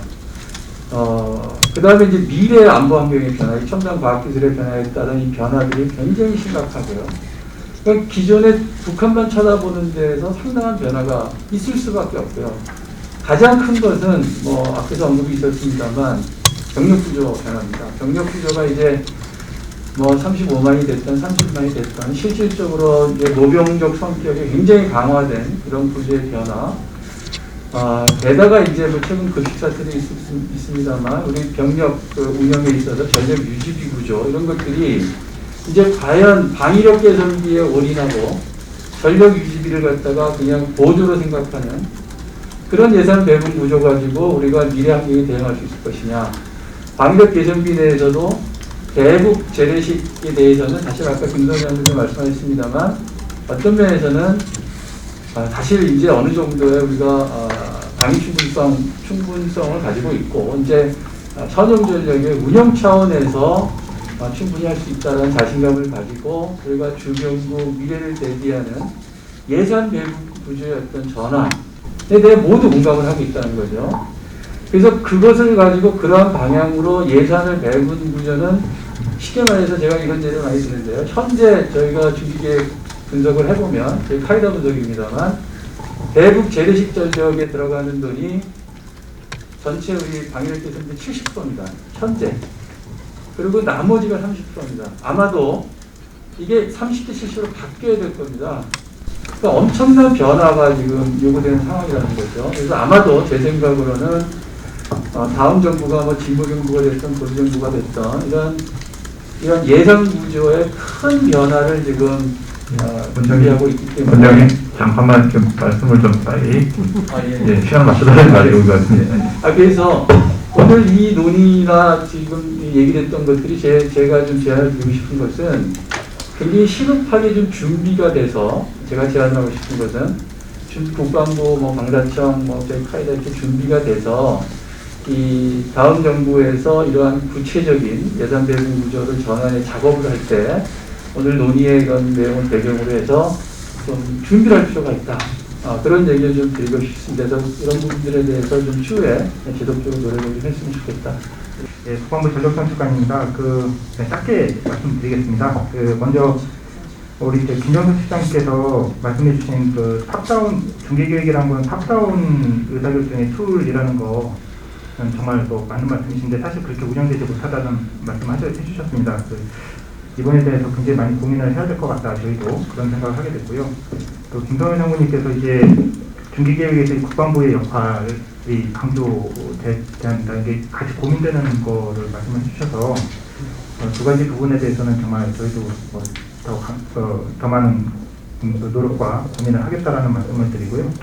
실제로 딱 이거 하나만 말씀드리면, 사실 이 부분에 대해서 저희가 이제 국방부 차원에서도 많은 고민을 하고 있고, 그래서 올해부터 사실 DPG 작업을 새로 시작을 했습니다. 장관님께서 미래를 준비하는 국방이 돼야 되는 것이고, 이런 것들이 계획에 반영될 수 있는 그 연결점에 대한 고민을 굉장히 많이 하고 계셔서, 그다음 이제 미래비전 2050 그 작업을 같이 하고 있고요. 요거 이제 다 방사청, 각군, 합참 다 같이 작업을 해서 어느 정도 이제 초안이 만들어져 있고, 또 아까 이제 카이다에서 많이 도와주셔서 그 임무중심 재원 배분의 방식을 어느 정도 가미를 한 통합검증 방식을 지금 발전을 시키고 있습니다. 그래서 사실 올해 중기계획 할 때 그걸 이제 시범적으로 적용을 해봤고요. 거기서 나온 거를 보완을 지금 하고 있다. 그래서 점점 발전을 시킬 텐데, 근본적으로 말씀하셨던 그 탑다운 방식의 의사결정으로 이 툴로 어떻게 잘 해야 될 것인가, 또 그 과정에서 국방부가 어느 역할을 해야 될 건지는 오늘 발표 듣고 저도 많이 좀 깨닫게 많이 좀 긴장이 됩니다. 더 많이 노력을 하도록 하겠습니다. 우리 유영원 기자님도 오셨는데 한 말씀 듣고 발표자분들에게 마이크를 넘기도록 하겠습니다. 네, 안녕하세요. 유영원입니다. 시간이 많이 됐는데 간단히 말씀 올리도록 하겠습니다. 굉장히 유익했고요.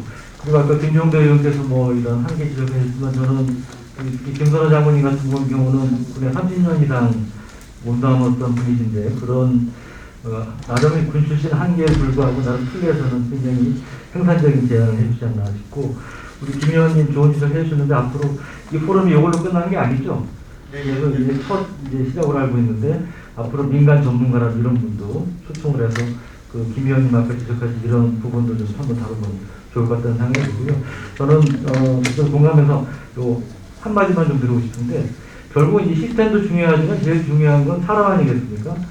제가 1990년대 중후반에 전에 국방장관 하셨던 조영길 장관이 합참에 전력기획부장을 하셨는데요. 그분은 육군 출신이고 육사 아닌 갑종 출신이신데 상당히 전력 무기체계 분야에 해박하셨어요. 특히 육군뿐 아니고 해공군 무기체계에 해박하셨고, 제가 인상적이었던 게 그분 사무실 가면 그 옛날에 그 미국 원자력 장사의 아버지 리커보제도 한 1000페이지 가까운 두꺼운 원서를 읽고 계시더라고요. 그래서 인상적이었고, 실제로 여기 해군 출신 계시지만 그분이 전력부장 하실 때 23이라든지 이런 해군 사업들이 많이 갔습니다. 육군임에도 불구하고 많이 갔는데, 제가 드리고 싶은 말씀이 요즘은 지금 아까 합참의 소요라든지 여러 가지 책임이 많이 집중이 됐으나, 지금 우리 합참 전력차장도 훌륭한 분이 와 계신 걸로 알고 있습니다만, 과연 그런 책임에 비해서 그 역량이 되느냐. 예를 들어 그 합참에 좀 각군의 소요가 집중이 되는데, 그럼 합참에서 해야 될 일은 사실은 칼질하는 겁니다. 정말 전문성과 균형 감각을 갖고 적절히 칼질을 해줘야 되는데, 조정을 해줘야 되는데, 과연 그런 기능이 있는가 하는 퀘스천 마크가 있고요. 그런 면에서 일단 장기적으로는 뭐 국방부 중으로 하더라도 단기적으로 그런 우산 인력을 우선 합참에 좀 배치할 필요가 있다는 생각이 들고, 다음번 주제 중에 하나는 이런 어떤 전력 기획, 전력 분야를 포함해서 국방 분야의 전문가, 전문 인력 양성 문제, 사람에 대한 주제도 한번 다뤄주시면 고맙다는 건의입니다. 고맙습니다. 우리 발표자분들 우리 김정석 소장님부터 듣도록 하겠습니다. 네. 아니 이 사장님 혹시 오늘 말씀다. 얘기해요. 네, 아니 이게 좀 마무리인가 싶어서 했는데, 아니 그럼 제가 일단 답변하고 한 번 더 시간이 지금 많이 지났지만 일단 간단하게 아까 이제 플로에서 여러 좋은 말씀 나왔는데 그 중에 하나가 이제 아까 김종대 의원님 얘기하시고 방사청장도 얘기하셨듯이 이 TTBS라는 게 약간 좀 그 과거의 유산 같은 너무나 형식적으로 운영되는 측면이 있는 것이 아니냐. 이제 4차 산업혁명 시대에 이렇게 빠르게 변하는 기술을 융통성 있게 유연하게 반영할 수 있는 이런 제도를 좀 거듭내야 되는 거 아니냐는 말씀하셨는데 전적으로 동의를 합니다. 지금도 사실 너무 복잡하거든요. 저는 지금 TTBS를 없애자는 입장은 아니지만 너무 골격만 형식적인 것만 지금 따왔다. 지금 문서도 너무 많고 사실 좀 단순화해야 되고 그 앞으로의 발전 방향을 얘기할 때도 어디까지나 그 본질과 취지는 살리면서도 훨씬 단순화돼야 되고 유연한 그런 시스템으로 가야 된다라는 그런 생각이 있습니다. 그래서 뭐 또 추가로 문서를 만들고 뭐 이런 게 사실은 능사는 아니다. DPG 사실은 만들었지만 그것도 또 하나의 문서에 좀 불과한 약간 좀 이런 성격으로 좀 가고 있는 것도 좀 성격이 좀 있고요. 그래서 저는 그런 유연하게 변해야 되는 건 맞지만 그럼에도 불구하고 지금 이런 기획관리 제도 자체가 없어질 수는 없다. 어느 나라든 군사력 모델을 하면 개념을 가지고 해야 되는 거 아닙니까? 드론이 들어오고 뭐 무인함정이 들어온다고 해도 그것을 얼마만큼 들여올 건지 어떻게 배분할 건지 하는 것은 그 위협과 전쟁 양상에 대한 어떤 개념과 임무를 생각하지 않으면 안 되는 거기 때문에 그것은 반드시 필요하다. 그러니까 뭐 4차 산업혁명 기술이라고 해서 모든 것이 기술 기반으로 우리가 군사력 건설을 갈 수는 없을 거고 물론 그렇게 주장하시는 분은 없겠지만 자칫 너무 뭐 기술 만능주의에 빠져서는 안 된다라는 생각이고 어쨌든 그렇지만 변화하는 그 빠른 과학 기술을 여기 이제 적용할 수 있게끔 이런 유연한 제도로 가야 된다는 것은 전적으로 동의를 하고요. 뭐 그리고 아까 뭐 유영원 기자님 어떤 뭐 사람에 대한 문제 뭐 이런 것도 말씀드리고 그리고 아까 방사청장님이 말씀하신 어떤 그 중복성은 안 되지만 뭐 중첩성은 필요하다는 것도 그것도 뭐 당연한 얘기입니다. 그러니까 근데 거기서 문제는 우리가 의도하는 중첩이냐, 우리가 이 정도 중첩은 필요하다고 생각하는 중첩이냐 아니면 의도하지도 않았는데 하다 보니까 중복이 생기는 거냐는 좀 다른 문제가 되겠죠. 그래서 그런 문제가 있을 것 같고요.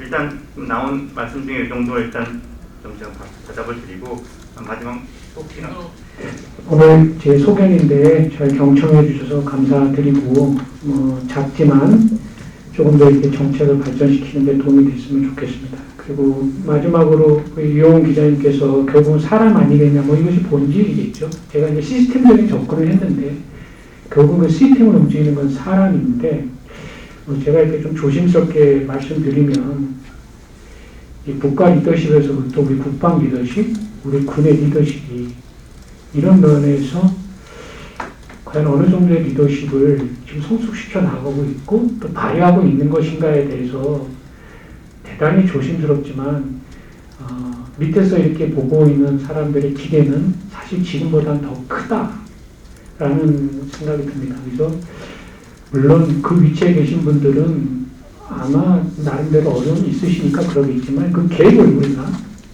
기대와 결과를 줄여나갈 수 있도록 하는 그런 것들이 가장 중요한 것 같습니다. 이것은 뭐 리더십의 문제만도 아니고 팔로우십에도 문제가 있기 때문에 이런 것들이 총체적으로 다 가미가 되면 군사력 건설이 어떤 정무적 판단에 의해서 흔들리는 것인가 아닌가 하는 이런 외부적인 오해와 시각들을 앞에서 좀 당당하고 또 흔들림 없이 저 미래를 보고 우리 민관 또 모든 관계관들이 흘러갈 수 있지 않겠는가 이런 생각을 해봅니다. 아마 그 리더십들이 여기 또 일본 계시기 때문에 잘 그런 리더십들을 발휘해 주시기를 기대하면서 말씀 마치도록 하겠습니다. 제가 가진 인상은 이겁니다. 아직도 인하우스 디베이트인 것 같아요. 그러니까 우리가 국방정책이라는 게 뭐 정책을 만들고 전략을 짜고 전술을 짜고 그 다음에 뭐 획득을 무기체계를 획득을 하고 하는 모든 과정이 결국에 국민의 세금을 쓰는 거거든요. 국민의 세금을 쓴다라고 하는 건 어카운트빌리티가 있어야 되고 어카운트빌리티를 우리가 확보하려고 하면 퍼블릭 디베이트 뭐 아까 담론 공론이라고 하는 게 있는데 그러면 그 공론에 참여하는 사람들은 군과 관련된 사람들이 아닌 사람들도 참여할 수 있어야 되거든요. 그게 원래 미 의회가 하는 식으로 우리 국회가 하면 좋은데 우리 국회가 그 기능이 상당히 약하다고 봅니다.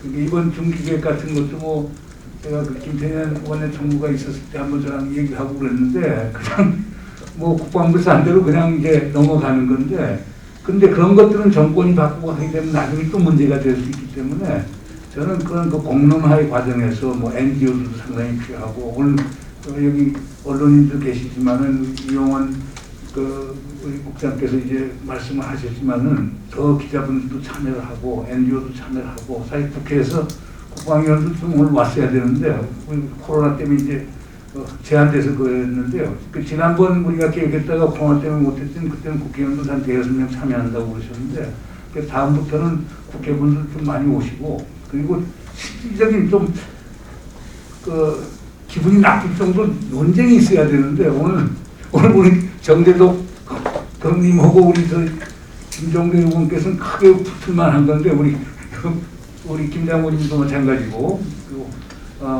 근데 오늘 그냥 너무 점잖게 예의를 갖추는데 그렇게 하면 이런 우리 세종 국방 포럼의 의미가 좀 희석이 되는 것 아니냐. 그래서 제 결론은 오늘 하여간 상당히 수준 높은 발표에 대해서 상당히 저도 감명을 받았고요.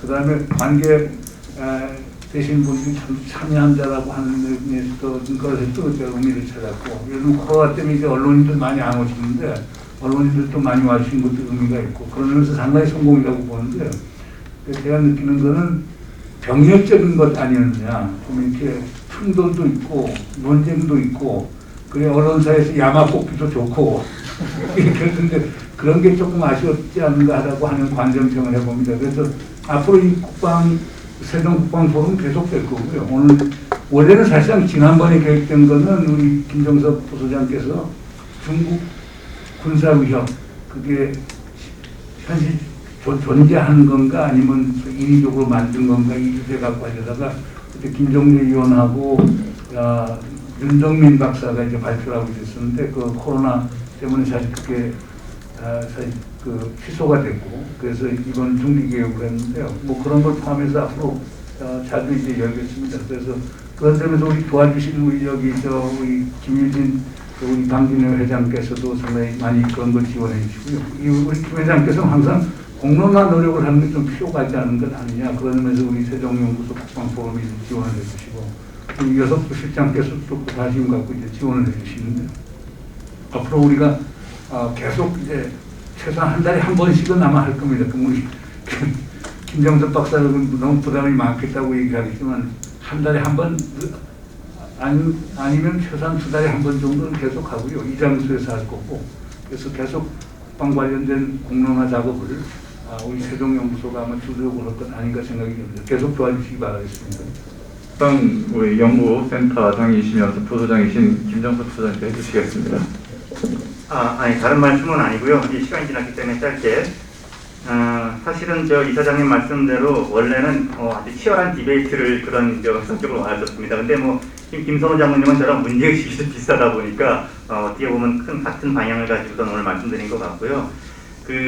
한 말씀만 더 드리면은 저는 이게 이 공론회장에서 퍼블릭 디베이트가 될 때는 오늘 사실 이게 이렇게 저희가 문제제기한 게 국회 기능이 약하다, 뭐 또 어떤 NGO다, 아니면 민간 우리 국민들이 여기 참여하려면 참여할 수 있는 어떤 그런 구조가 돼야 됩니다. 그러니까 지금 중기계획은 외부에서 참여할 수가 없습니다. 이 군사 전문가 아닌 다음에는. 그래서 이 수십조에서의 예산을 쓰는데 이런 사업에 대해서 지금과 같이 그냥 무기체계별로 그냥 예산 금액이 이렇게 쭉 박혀있는 이 내용을 가지고서는 의미 있는 공론이 이루어지기 또 어렵습니다. 그래서 사실 그런 차원에서라도 이런 어떤 그 기획관리제도 틀이나 이런 우리의 여러 가지 어떤 그 고유력이 좀 바뀌어야 된다고 생각하고, 그래야만이 이 우리 군사력 건설에 대해서 단순히 우리 내부에서, 군 내부에서만 토론하는 것이 아니라 바깥에서 의미 있게 참여할 수도 있겠다.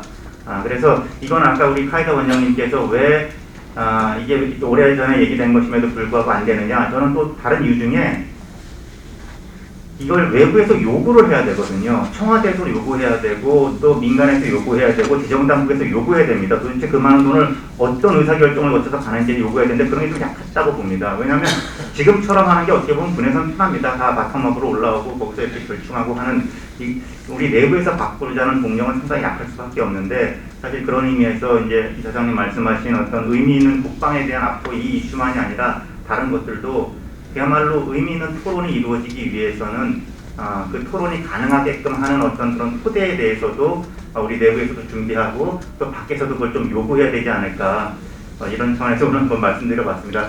이게 국민들 보기에는 야, 중기계획이나 군사력 건설이 잘 되고 있었던 거 아니야? 이제 이렇게 생각하셨을 텐데, 마치 무슨 큰 근본적인 문제가 있는 것처럼 오늘 이렇게 좀 강조했는데, 완전히 잘못됐다는 뜻은 아니고요.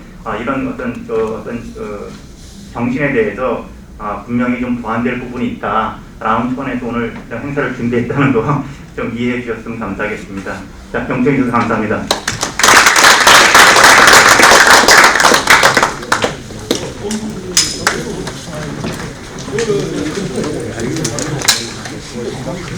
아니